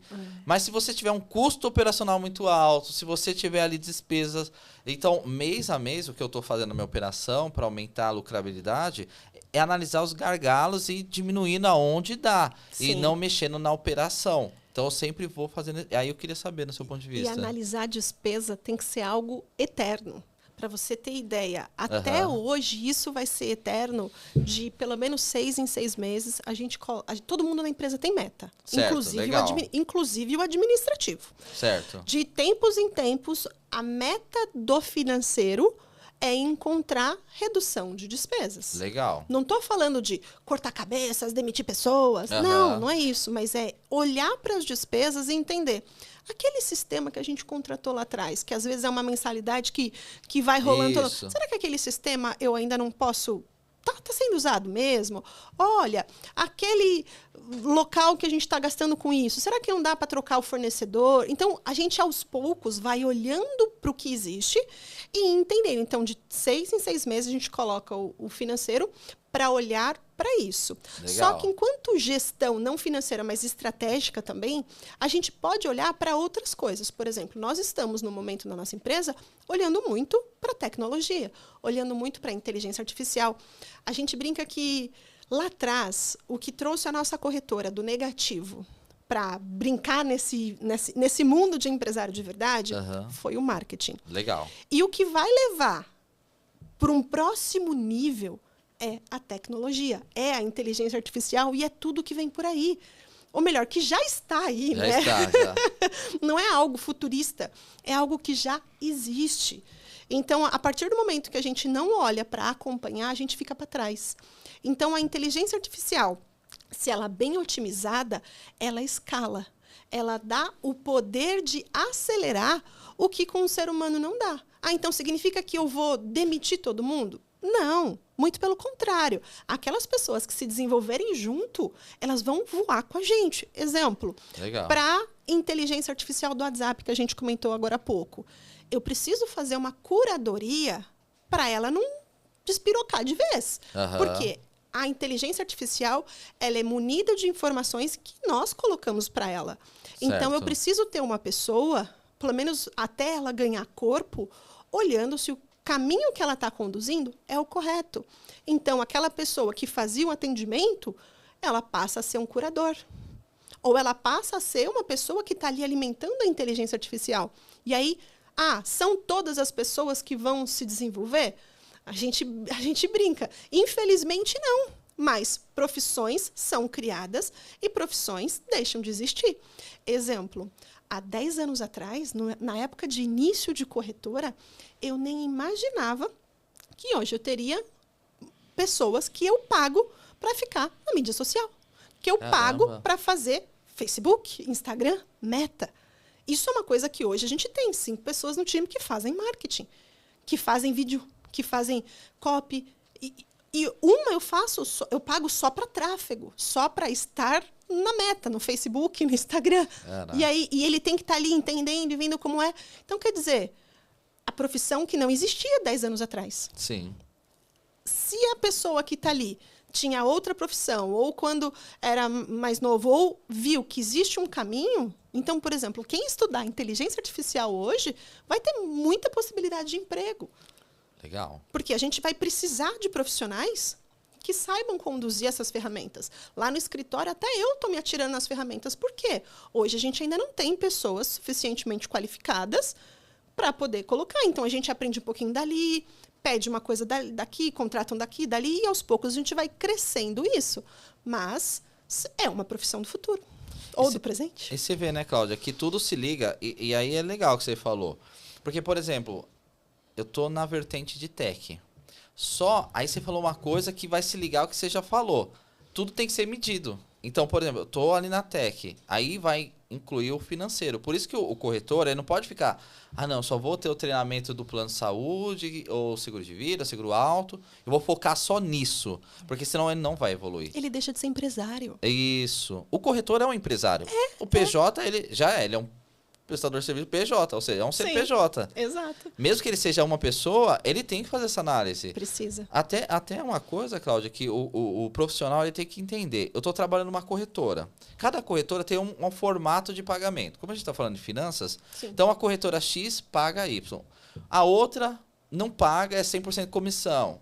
Eu acho que o corretor ele tem que avaliar o cenário que ele está disposto a viver. Esse aqui não tem leads, outbound, mas eu ganho mais. Então, beleza, você já sabe o risco que você vai correr. Essa aqui tem leads, paga um pouco menos, porém eu tenho menos risco, então esse aqui é o meu cenário. Ou outro cenário que for, essa aqui puxa por IA. Eu acho que o corretor ele tem que ser um microempresário. Eu acho que quando muda essa mentalidade, aí ele começa a entender todos os cenários. E a finança é importante. Muito. Tem um menino lá no escritório que a gente brinca, ele vai até dar risada agora, Cláudia. Todo mês a gente fala, cara, paga esse empréstimo. Tanto que ele tem uma comissão alta, todo mundo no escritório falando, não, vai pagar o empréstimo. Então, quer dizer o quê? quê? Que o resultado do corretor depende das finanças bem organizadas. Claro que depende. Porque se você não tiver as finanças basicamente organizadas, não tem como evoluir. Não tem como ter mente de aplicar o que a gente falou aqui, de fazer um network, bater. Eu acho que o bom corretor tem que pegar lá papel simples. Contas a pagar e receber. Isso é uma dica, Cláudia. Se eu tivesse pego bem no início, porque eu era funcionário público, então eu tinha o salário fixo, caía, pagava, e o limite também era meu salário. Então pronto, eu tava ali e fazia rodar. Ali beleza. Agora, quando você vira empreendedor, empresário, tem que ter uma organização mínima, quanto você vai pagar, receber, porque vai ter mês que você vende muito, você não pode pensar que aquele mês que você vendeu muito é a sua realidade, né? Não é, porque às vezes é um pico sazonal, porque existe muito isso no nosso mercado, sazonalidades, e isso já há alguns anos. Por exemplo, a gente olha já há alguns anos o histórico, a gente sempre compara esse ano com o ano passado no mesmo período. Então, se eu olho o primeiro trimestre, eu olho o primeiro trimestre de 24, primeiro trimestre de 23, para a gente ver as evoluções. Legal. E é nítido, tem mês que é assim, muito, e o outro fica 2, 3, aí vem 1, 2 altos, e todo o ciclo se repete todo ano. Pode ser que na sua corretora o ciclo seja diferente. Certo. Na minha é daquele jeito. E cada um vai ter a sua verdade.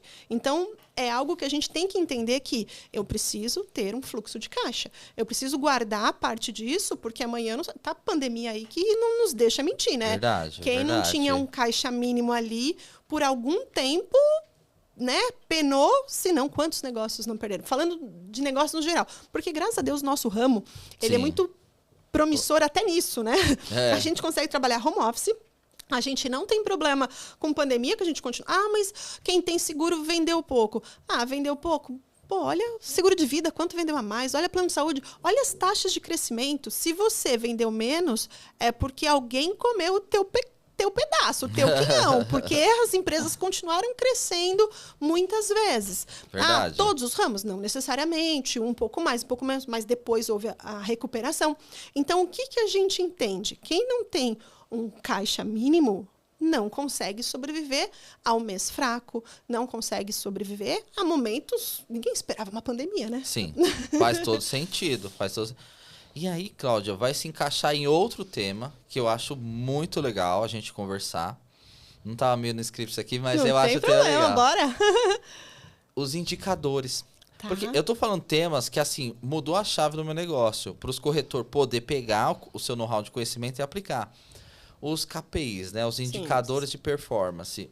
Dentro do seu know-how de conhecimento, com o pessoal lá da sua equipe, os seus sócios, qual indicador hoje você acha que o corretor ele deve estar atento para que ele não tenha um declínio e seja surpreendido? Tá, a gente olha muito dependendo do departamento, tá? Certo, bacana. Então, se a gente está falando de vendas, é um tipo de KPI. Se a gente está falando Legal. do marketing, é outro. Então, por exemplo, se a gente está no marketing, vamos pensar a porta de entrada lá. Certo. O marketing fazendo os anúncios. Então, eu vou olhar a quantidade de leads que está chegando. Legal. Eu vou olhar o meu custo por lead.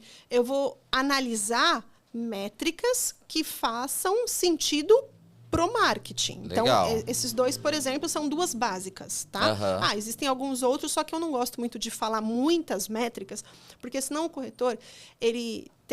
a gente, às vezes, teve um caso de um corretor que ele levou isso tão a sério, que ele passava metade do dia dele analisando números e deixava de vender. E aí, se não tem venda, não paga as contas. Então, assim, na dúvida, vende e depois a gente arruma a casa. Sim. Precisa arrumar a casa, se puder, gasta um pouquinho lá da semana, sei lá, umas 3 horinhas, 4 na semana. Tá bom, não precisa ser muito mais do que isso, para você olhar para os teus números. Sim, mas então, voltando ao que você perguntou, quais KPIs olhar? Então, por exemplo, em marketing, eu olharia custo, né? E aí traz muito o CAC, o custo de aquisição do cliente, que está muito ligado ao lead e ao volume, esse tipo de coisa. E aí indo para vendas. Então, quantas cotações eu tirei? Legal. Então, entrou X leads. Desses X leads, qual foi a minha taxa de conversão? Quantas cotações eu tirei? Quantas vendas eu tirei? Legal. Qual a capacidade do meu time trabalhar com aquilo? Então, por exemplo, um gap que a gente tem lá no escritório, que a gente estava até brincando, mostrando a inteligência artificial. A gente tem um gap no cadastro, que a gente não importa quantos leads coloque, quantos prospects pedindo cadastro, a gente chegou num momento que a gente não conseguia cadastrar mais de 250 bandeiras. Então, eu colocava 800 corretores, mas eu tirava 250 cadastros. Eu colocava 500, eu tirava 250. Eu colocava 300, eu tirava 200. Eu falei, peraí, é um gargalo muito grande. Certo. Então, a gente olhou para aquilo para entender o que acontece. Não importa. Então, eu falei assim, é o meu gargalo com esse tamanho de pessoa, com esse número de pessoas, com essa tecnologia. Então, a gente começou a desenvolver lá algumas coisas na tecnologia para automatizar, por isso que eu falo do WhatsApp, com a IA, a inteligência artificial ali, para a gente poder abrir isso. Porque ou eu vou ter que contratar mais pessoas, ou eu vou ter que otimizar o meu processo. Certo. Porque eu tenho um gargalo ali de 250 fichas por mês. Então, o que eu faço? E aí a gente já trabalhou em cima disso para fazer acontecer. E aí, esses olhares, então assim, o corretor ele tem que entender qual os dados dele, como ele faz, como ele prospecta, como ele faz, o que ele tem que analisar. Então, assim, para a corretora, básico, vendas, processos. Quantos leads, quantas cotações, quantas vendas, analisar taxas de conversão. Isso já vai dar um olhar, assim, absurdo. Por quê? A origem A do lead me converte tanto. Certo. A origem B do lead me converte tanto. Por exemplo, leads de família e amigo. Converte absurdamente mais. Sim. Lead de internet, converte menos. Correto. Mas eu consigo escalar com família e amigos? Ou eu tenho limite? Eu tenho limite. Tem limite. Eu não consigo ter infinitos amigos. Então, eu tenho que olhar para isso e entender. Se eu for fazer anúncio no Google, se eu for fazer anúncio na Meta, não posso esperar a mesma taxa de conversão. Sim. Aí eu tenho que analisar o meu custo. Quanto que vai me custar um cliente? Então, um cliente custa para mim, vamos pensar no automóvel ou qualquer ramo. O cliente me custa, sei lá, 100% do meu ticket no primeiro ano. Eu estou disposta a isso? Pode ser que sim, pode ser que não. Vai depender do caixa que você tem. Certo. Porque no ano seguinte, parte daquilo você vai renovar. Então, legal, se você vai trabalhar estando disposto a no primeiro ano não ganhar, você no ano seguinte vai renovar em 70%, 75%. Então, você vai renovar todos os anos. Então, você ganha um LTV, né, ao longo da vida desse cliente no futuro. Aí você pode falar, não, eu não quero 100%, eu quero 50%. Então, trabalhe a sua métrica, seus dados, para que, no máximo, o teu custo de aquisição seja 50% do que você vai ganhar. Certo. Teve um lucro ali, né? Ou entrou um faturamento ali, e no ano seguinte você ainda tem renovações para serem feitas. E você começa a montar uma carteira, que o bom do nosso ramo é isso, né? Sim. Por muitos anos, eu não caiu uma ficha que no saúde tinha renovação. Por muitos anos. E aí, em dado momento, eu falei, gente, como eu perdi dinheiro nessa vida. Eu olhava para o saúde falando, eu fazia venda e o cliente nunca mais vai comprar nada comigo. Besteira. Vender um PME. Daqui 1 ano, 2, 3, ele começa a ter reajuste. Reajuste. Aquele cliente que teve reajuste, se você no ano seguinte, proativamente, entrar em contato com ele, entender o cenário dele, fazer uma oferta de um produto que ele tenha ou equalização financeira, ou que ele volte a pagar sem aquele reajuste a mesma coisa, ou que ele tenha uma redução, ele muitas vezes topa trocar. Aí você fala assim, Cláudia, então vai estar trocando de bandeiras? Não, você vai estar fazendo uma consultoria para o teu cliente e ao mesmo tempo ganhando, óbvio, porque você tem um agenciamento ali no saúde.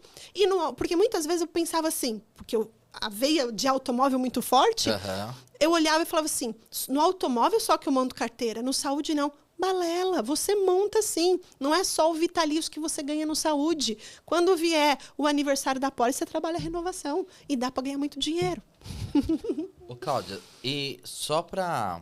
Esse é o KPI de marketing, que é muito importante. Quando você analisa o CAC junto com seus sócios lá, Você analisa, por exemplo, o custo operacional, retirando a comissão, que alguns fazem assim, ou você analisa o custo de marketing para fazer o CAC? O que você acha mais bacana? Já teve época que eu fiz de tudo.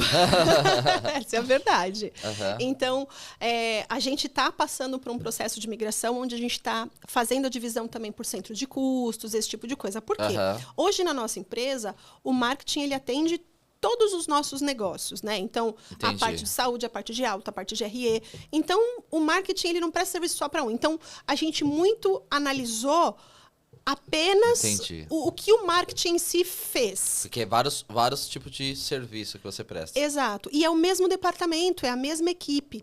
Só que a gente entende que vai chegar um dado momento que a gente já está trabalhando rumo a isso, mas ainda não está 100%, de colocar centro de custos. Então, quantas horas o marketing gastou em prol do saúde, em prol... E começar a mencionar... Só que aí leva um nível a mais de dados que a gente ainda não colocou para rodar. A gente entende que pode ser uma evolução, essas questões de centro de custos, mas hoje o que roda é quanto custou o lead, quanto que eu paguei para o Meta, eu investi em revista, quanto que eu paguei para uma revista, eu fiz algum patrocínio, quanto que eu paguei para esse patrocínio, me custou isso. Certo. Então, não necessariamente eu coloco 100% do custo do RH, do recursos humanos ali. Correto. Aí, eu analiso recursos humanos. Então, por exemplo, eu tenho lá o quanto que eu paguei por essas pessoas. Só que esse custo não está direcionado diretamente ao custo do lead hoje. Certo. Então, quando eu analiso o custo do lead, eu analiso o custo de marketing em si. O que a gente pagou para Meta ou fornecedores de mídias. O que a Cláudia está falando, só para os corretores não ficar perdidos, porque depois vai ficar perdido. Por exemplo, lá, como eu vendo só saúde hoje, eu consigo pegar, por exemplo, pego o custo operacional, retiro a comissão, que a comissão não conta para o CAC, mais o marketing, eu consigo ter o custo de aquisição cliente. E aí vai cair o que a Cláudia falou. Então, por exemplo, no saúde eu ganhei, vou dar um exemplo, 10 mil lá, ao todo lá, com comissão e AG. 10 mil. Eu paguei 5 mil para o meu corretor para... Aí, em custo de aquisição, vamos dizer que esse cara custa 2 mil. Então, toda a operação para trazer esse cliente inicial foi 7 mil. Então, teve, nesse primeiro momento, 3 mil de lucro. Só que, quando ele renovar, que vai ser o lucro de verdade, que é o LTV. E é algo, Cláudia, que, para mim, abriu meus olhos. Porque, assim, quando a pessoa começa a empreender, a pessoa não entende nada. Aí, começou a abrir meus olhos. Poxa, peraí, eu tô perdendo muito dinheiro aqui. Porque o dinheiro tá no LTV. O dinheiro não está na aquisição. E aí você fica... Se você não sabe trabalhar a carteira no pós-venda, você acaba enchendo o balde e lá tem um furinho e vai saindo. E fala, meu Deus, não cresço nunca. Mas é porque você tá deixando aquele balde sair a água ali embaixo, né? Nessa questão de custo de aquisição. E é algo que eu tô fazendo. Acho que a gente teve um papo. Eu também tô fazendo esse processo de pegar desenvolvedor e colocar BI. Que antigamente, poxa, BI era... Hoje tem até o ChatGPT que dá pra organizar toda a empresa, né? Sim. Antigamente era na fé de Jesus, assim. Deus, vai dar certo, né? Quem sabia um Excel avançado estava feliz, né? Aí, Cláudia, esse é do marketing. Outro KPI de pessoas. Tem algum KPI que você utiliza, que você analisa dados, que você acha interessante para quem tem equipe, analisar dados de performance? Tá, a gente... em todos os departamentos tem metas. Legal. Então, para cada área, então, por exemplo, a gente hoje tem a área administrativa, tem a área de cadastro de novos corretores, tem a área de gestão comercial, que é a área que dá suporte para o corretor, para ele vender mais, que dá treinamento. Tem a área de atendimento ao corretor receptivo, que faz o processo de o corretor está com BO, para onde ele liga? Seja para pegar um boleto, porque o sistema deu pau. Então, a gente tipo tem um pós-venda do corretor. Legal. Então, a gente tem várias áreas. Então, cada área tem a sua meta. Então, muito do desenvolvimento a gente atrela a essa questão de meta. Então, eu tenho uma meta semelhante para as pessoas da mesma área. Vamos pensar assim, não necessariamente igual, dependendo da particularidade de cada função, mas muito semelhante. O departamento tem uma, que aí é a que o líder recebe, enfim. Mas a gente mede muito por ali. E vem a inteligência artificial para nos ajudar. Sim, isso é muito legal. Nesse sentido. Então, por exemplo, o que a gente vem fazendo no escritório? A gente usa um sistema que é o Bitrix 24, e que ele tem uma inteligência artificial embutida, que é o Copilot. E essa inteligência artificial, assim, a gente tem ligação gravada, WhatsApp lá dentro, tudo está sendo rastreado lá dentro. Então, uma ligação que a gente faz, a inteligência artificial é capaz de, através de um script que eu dei para ela, dizer se aquela ligação seguiu o meu script, que nota que ela teve pontos a melhorar. Então, a gente começa, por isso que eu falo que a inteligência artificial é o futuro, porque ela me ajuda como gestora a olhar e falar, que treinamento eu dou para o time? Porque, eles não estão na sua melhor performance, não teve a sua melhor nota. Mas o que eu treino? Porque eu já estou dando treinamento, mas não está rolando. Eu olho para o processo e entendo dentro dali o que eu vou evoluir, o que eu vou melhorar. E aí eu falo, e a própria inteligência, diante do seu script, ela diz para você quais os pontos. Aí você prepara um treinamento para a semana seguinte. Na semana seguinte, na segunda-feira, você treina a sua equipe para poder rodar a próxima semana. E assim a gente vai fazendo. Nossa, que sensacional isso. Porque assim, Cláudia, a gente tem... O que eu acho interessante a gente conversar aqui? Às vezes, o cara que tem um escritório, uma empresa, ele acha que é só investir, contratar mais pessoas.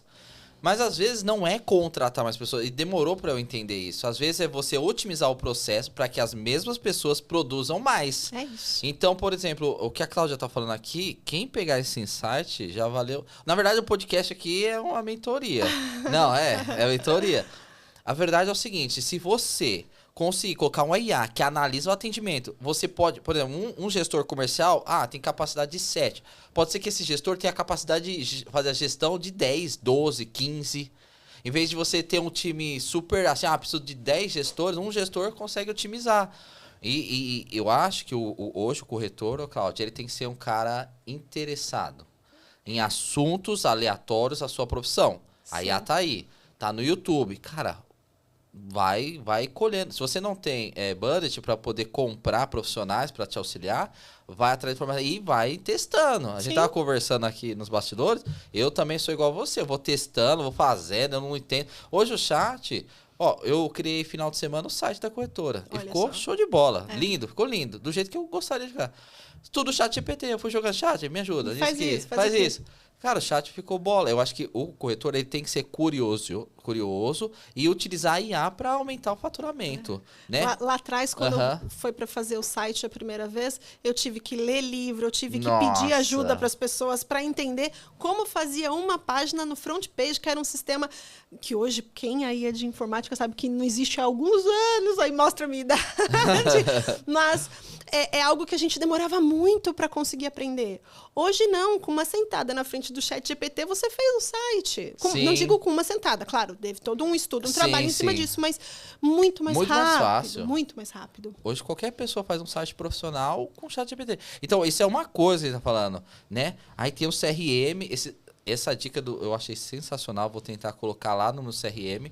Como que eu faço hoje, Cláudia? Eu tenho a discadora, que você informou para os corretores. Então, pega só ouro para os corretores. Então, tem a discadora. O que eu faço? A gente faz um trabalho meio que manual hoje, mas eu vou tentar otimizar isso.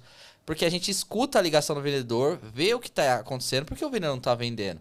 E aí é um erro, Cláudia, que eu cometi no passado, é um erro de muito gestor. Coloca o cara lá, contratei o Joãozinho. 2 meses não tá vendendo, aí já começa, a vez de chegar no João e fazer um feedback, conversar com ele, não, fica aquele fofocrinho. Aí vem lá o gestor, nossa, o que você acha? Tem que demitir? Não. Eu primeiro, Cláudio, eu não gosto de fofocrinho. Quando vem fofocrinho pra mim, né, eu já sento com todo mundo e falo, feedback.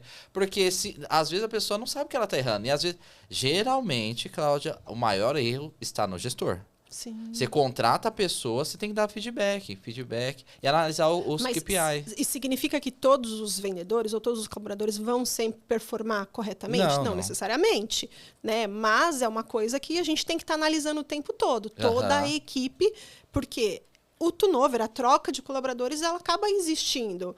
E a gente, por muito tempo, a gente não foi assim, né? Vai até um pouco na contramão, mas lá no escritório, por muito tempo, a gente falou assim, é difícil demitir. Dói para demitir. Até hoje é difícil. Mas a gente aprendeu que eu tenho que demitir rápido e demorar para contratar.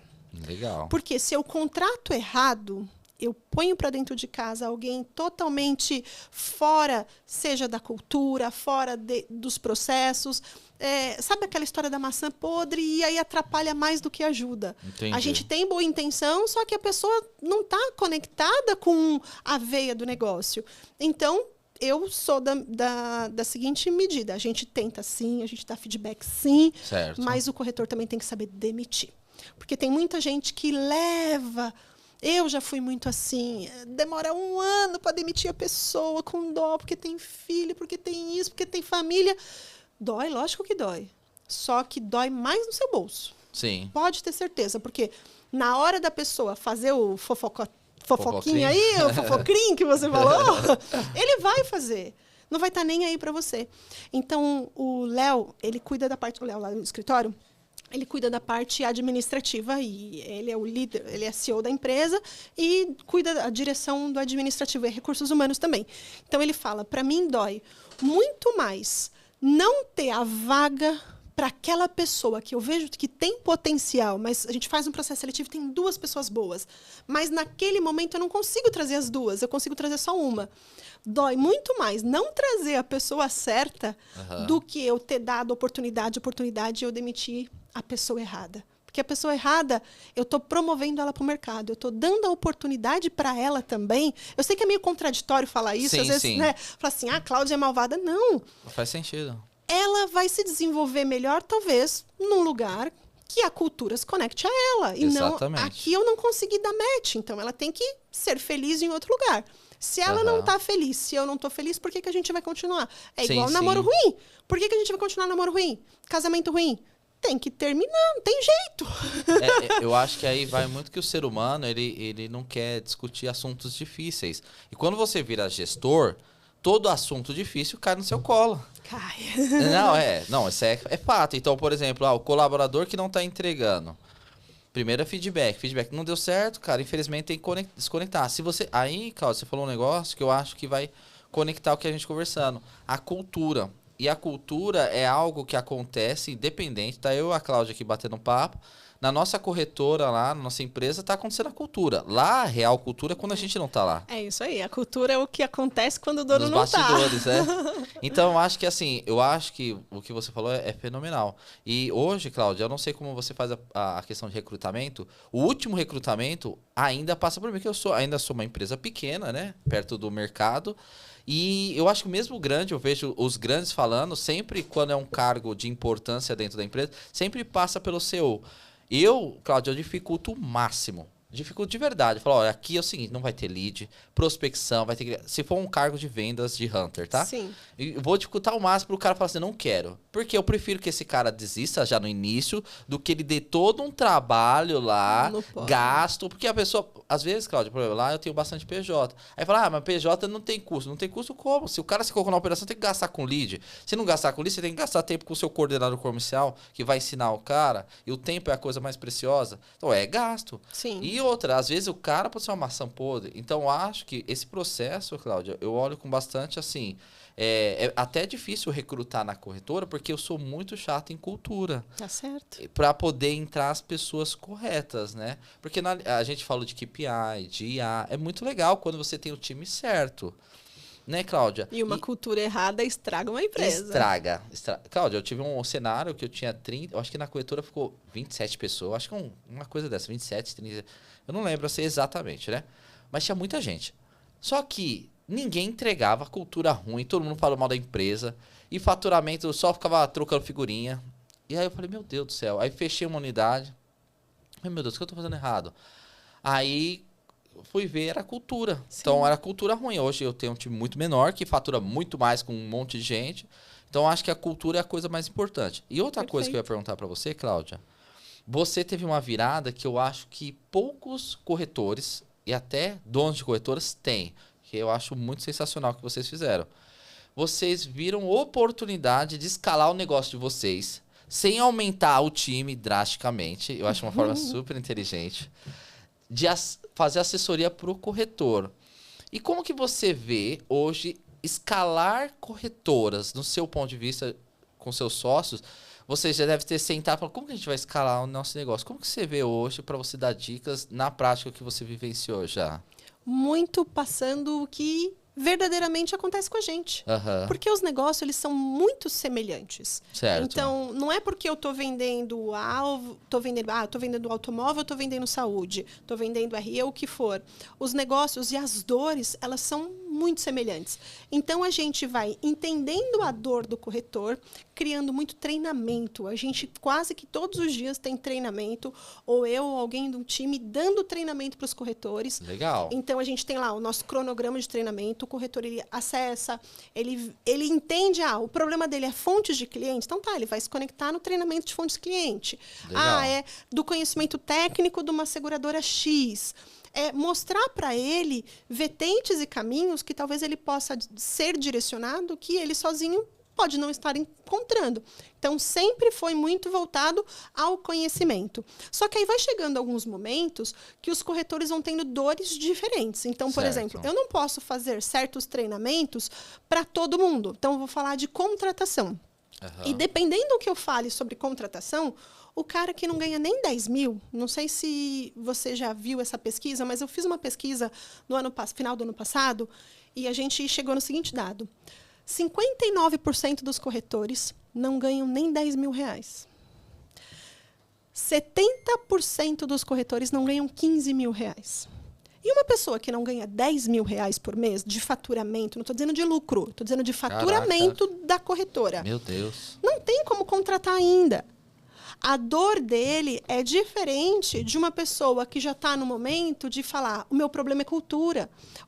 Então, assim, a gente vai montando grupos, né? Então, por exemplo, hoje a gente diz que a gente tem o corretor 10K, que é um grupo de corretores dentro dos nossos assessorados, que a gente tenta fazer com que eles, por exemplo, toda semana, semana sim, semana não, revezando eu e o meu sócio, que é o Léo, o CEO, a gente se reveza num bate-papo ao vivo com eles. Nossa. Onde eles podem perguntar o que quiser. Então, eles têm todo um conteúdo gravado, eles mandam para nós um raio-x da corretora deles, a gente faz um diagnóstico e entrega para ele um roteiro do que ele assiste primeiro, o que ele tem que fazer para ele começar a se movimentar. E aí ele vai para o campo de batalha, na dúvida, ele entra nesse momento ao vivo com a gente, para a gente poder ajudá-lo, sanando eu não estou conseguindo quebrar uma objeção. Beleza, o que você falou para o cliente? O que o cliente falou para você? Olha, nesse caso, fala A, fala B, então a gente vai ali, tipo uma mentoria mesmo, para sanar as dores. A pessoa está avançando e começou a crescer, começou a escalar, as dores são diferentes, a gente já traz mais para perto. E aí, por exemplo, tem corretoras que ligam, por exemplo, para o Léo e o Léo já fez até entrevista junto com o corretor para ensinar. Você faz todas as entrevistas, Cláudio? Não. Certo. Eu vou fazer a primeira para mostrar como que você faz o processo seletivo, que tipo de pergunta você faz, para te dar o know-how. Beleza, te ensinei, agora você vai e segue o jogo. Então, depende muito da necessidade que a pessoa está tendo. Sim, sim. Só que aí o volume de corretores vai diminuindo nesse nível. Mercado, não estou falando de assessorado, estou falando mercado. 70% não ganham mais de 10%. Então, o maior volume é essa atração para fazer o corretor tirar os seus primeiros 10%.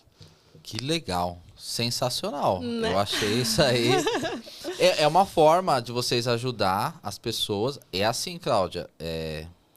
Espero que eles dêem valor, porque a gente sabe qual que é o investimento para conhecimento. Porque, assim, conhecimento vocês estão dando praticamente de graça para os corretores, né? E, assim, esse é o modelo de escalar, no meu ponto de vista, a gente está falando de escala de empresa, de corretora, porque é o nosso segmento. Sim. Mas eu acho que a forma mais fácil de você escalar um negócio é buscando conhecimento que você não tem de pessoas que já fizeram, passaram por que você passou. É isso. Se não no nosso mercado, em mercados correlatos. Então, por exemplo, aonde eu vou buscar? O tempo todo eu estou estudando, eu estou participando de grupos de mentoria. Legal. De acordo com a minha necessidade. Hoje eu tenho a necessidade de X. Ok. Aonde no mercado eu posso ir atrás? E eu vou atrás. Muito, muito legal. Muito legal mesmo. E você, assim, dentro desse conhecimento, know-how, teve algum case de sucesso que vocês viram essa evolução lá, que dá para você se recorda? Sim, sim. É? A gente tem alguns corretores, recentemente mesmo. A gente está fazendo alguns podcasts e a Aham. gente está convidando corretores para irem que lá legal. e falarem das suas trajetórias. Então, por Aham. exemplo, a gente tem recentemente um corretor que foi lá, que é o da Pioneer, que ele hoje é um dos nossos maiores corretores. Eles começaram com a gente super pequenininho e ele mesmo relata. O Léo já fez entrevista com ele para contratar. Então, passou pela Que legal. jornada de crescimento. Ele é muito tecnológico, ele trabalha com internet, leads. Então, quem de repente tiver interesse, dá Sim. uma olhada lá no nosso canal do YouTube, Sou Corretor e Agora. Tem um bate-papo que a gente teve lá com ele também. É bem bacana. Muito legal, muito legal.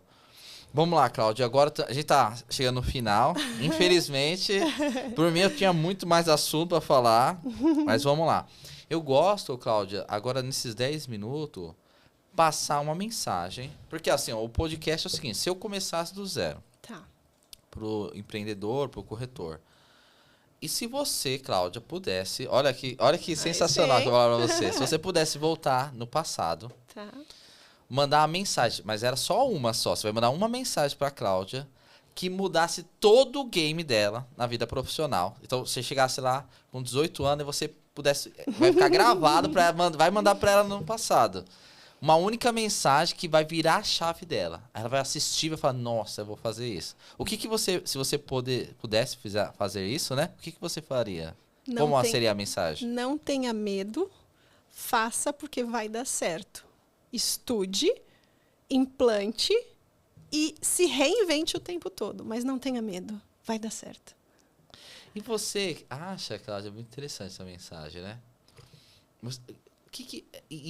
Você não é a primeira que falou no podcast. Você acha que as pessoas têm medo do insucesso? Muito, muito. Eu vou dizer por mim.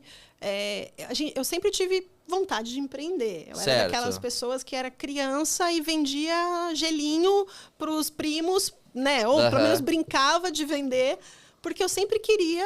Eu pensava que ia ter negócios, eu sempre quis isso. Só que, né, meus pais, funcionários públicos, né? Então, você falou que funcionário público. Foi. Meu pai é militar aposentado.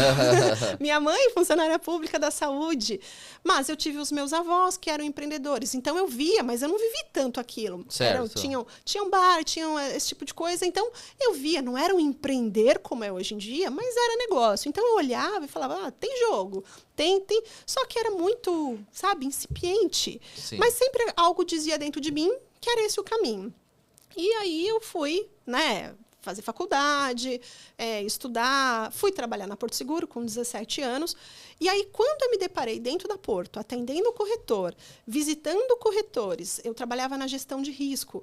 Então, muitas vezes eu ia para negociar aporte, sair de lá com cheque de 120 mil reais para poder não fazer uma venda nova, mas cobrir um buraco financeiro para o cara não ter reajuste. Então, quando eu saí aquele dia com aquele cheque, eu falava, eu posso conseguir fazer. Só que o medo trava de uma tal maneira que você fala, não vou. Eu falo assim, não, vai. Então, assim, tem que ter coragem. Para empreender, tem que ter coragem. Então, vai ser tudo maravilhas? Lógico que não. Tem a noite que você não vai dormir. Tem aquele frio na barriga de um boleto que tem para vencer. Como eu falei, teve um momento de estar menos de 16 mil reais. Teve uma pandemia que a gente não sabia o que seria. Verdade. Eu já tinha 18 funcionários naquela época. Eu não sabia o que seria o dia seguinte. Eu lembro até hoje que o Léo e o Rô estavam em casa, que o Rô é meu marido. O Léo fechou, foi o último a sair do escritório. Ele fez uma chamada de vídeo para mim e para o Rô e falou, tô saindo daqui. Tô fechando tudo, com lágrima no rosto. Ele falou assim, caraca, eu não sei se a gente vai estar vivo amanhã. Sim, sabe sim. esse tipo de coisa? Tipo, imprevisto. Exato. Então, é um medo que existe sempre. Só que, por outro lado, é tão satisfatório quando você vê um funcionário comprando uma casa. Legal. Quando você compra um patrimônio.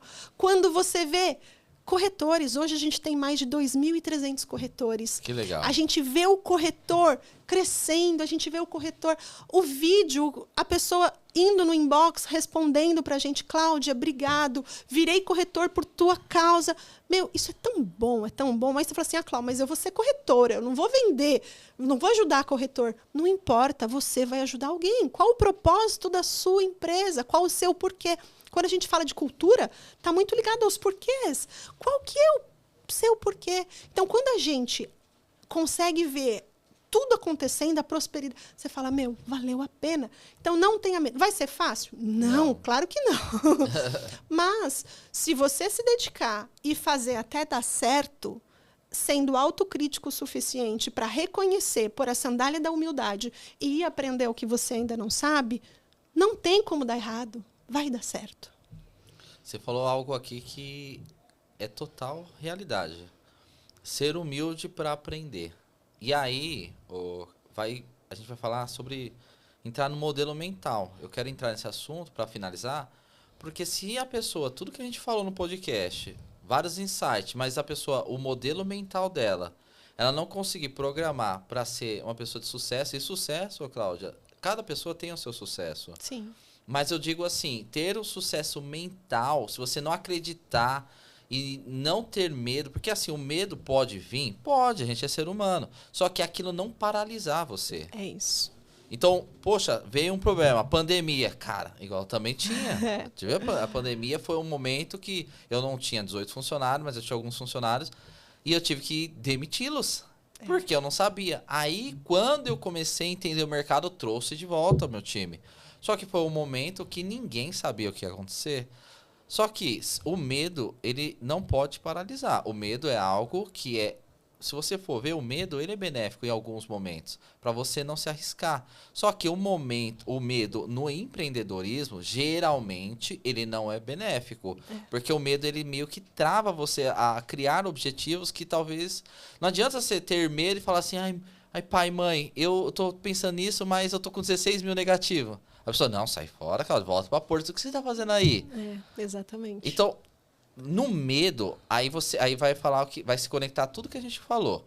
No medo é o momento que você vai chegar pra pessoa certa, vai sentar com ela, vai conversar. Olha, tô passando esse problema, você é o meu mentor, você já chegou aonde eu quero, como que você pode me ajudar? E aí entra o papel da assessoria, que eu acho fenomenal. Assessoria, franchise, eu sou muito a favor. Por quê? Quando você é empreendedor solo, Cláudia, igual eu comecei a empreender lá junto com a minha esposa, você quebra muita cara, você perde muito dinheiro, você perde tempo de vida, que é a coisa mais preciosa. Sim. E quando você tem um aporte de conhecimento, de uma assessoria, de algo, eu acho super válido, porque você antecipa algo no futuro. Exato. E eu confesso que eu demorei 15 anos no mercado segurador para saber que existia assessoria. Porque, por exemplo, a Porto não tem assessoria. Caraca. Então, eu vim de um lugar que não tem, não trabalha. Com exceção do Rio lá, mas São Paulo não tem. E aí eu virei corretora, eu procurava livros, eu procurava coisas para aprender e não tinha. Eu não tinha de onde tirar conhecimento de vendas para seguros. Certo. E foi quando eu falei, não, eu vou começar a ir mais que isso. E tudo que eu encontrava era treinamentos de companhia, de pessoas que nunca venderam. Legal. De pessoas que eram o técnico da companhia falando de uma coisa que nunca fez. Então, não conectava com a prática. E é isso que eu comecei a falar, eu preciso mudar esse jogo. E aí foi em 2015 que eu fui descobrir que existia a assessoria. Eu falei, é isso que a gente vai ser. Mas você vê, né, Cláudia, que tudo... Imagine se você ficasse, com medo, que eu vou aplicar isso. Eu vou fazer vídeo no YouTube. Se você tivesse medo de tudo, você não teria o sucesso que vocês têm hoje. E se olharem os primeiros vídeos que eu fiz no YouTube, dá até vergonha. Mas não pode ter medo, tem que fazer. Tem que meter as caras e ir pra frente. Cláudia, a gente tá encerrando aqui. Eu vou pedir a gentileza de você deixar o seu contato pro pessoal que quer uma assessoria aí da Ragaz, da Cláudia. Pode deixar o contato. Vou colocar aqui então. Meu Instagram, Cláudia Simplício, da Ragaz, do Instagram da empresa, que é Ragaz Assessoria.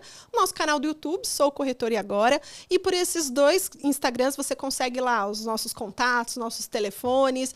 Se você quiser saber um pouco mais de como ser nosso assessorado, vou por aí, 4211, né, o DDD, 4270-0102. Vem falar com a gente, vem entender um pouco mais do como a gente pode te auxiliar no seu momento, no seu processo, para a gente poder avançar junto. Eu brinco que o nosso sucesso é desenvolver o seu. Por quê? Porque eu só ganho quando você vende. Então, eu vou fazer de tudo para te ajudar a vender mais. Legal. E, Cláudio, você acredita que tem muita gente que assistiu o vídeo até agora e não se inscreveu no canal? Poxa, aí não dá, né? Tem que se inscrever, dar like e comentar, hein? Por gentileza. Um conteúdo desse, uma mentoria gravada da Cláudia Simplício, merece. Se inscreva aqui no nosso canal, dá aquele like, compartilha esse conteúdo. Top. A gente vai deixar aqui na descrição também, se você quiser fechar plano de saúde, se você quiser uma assessoria nossa, também eu faço assessoria comercial para times comerciais, porque é algo que eu fiz na minha empresa e hoje eu estou ajudando corretores, caso queiram. Tá bom? Cláudia, muito obrigado. Foi um prazer ter aqui, tá? Agradeço o convite. Então, finalizando por aqui, galera. Brigadão por ter compartilhado até aqui o seu tempo conosco e abraço. Tchau, tchau. Tchau.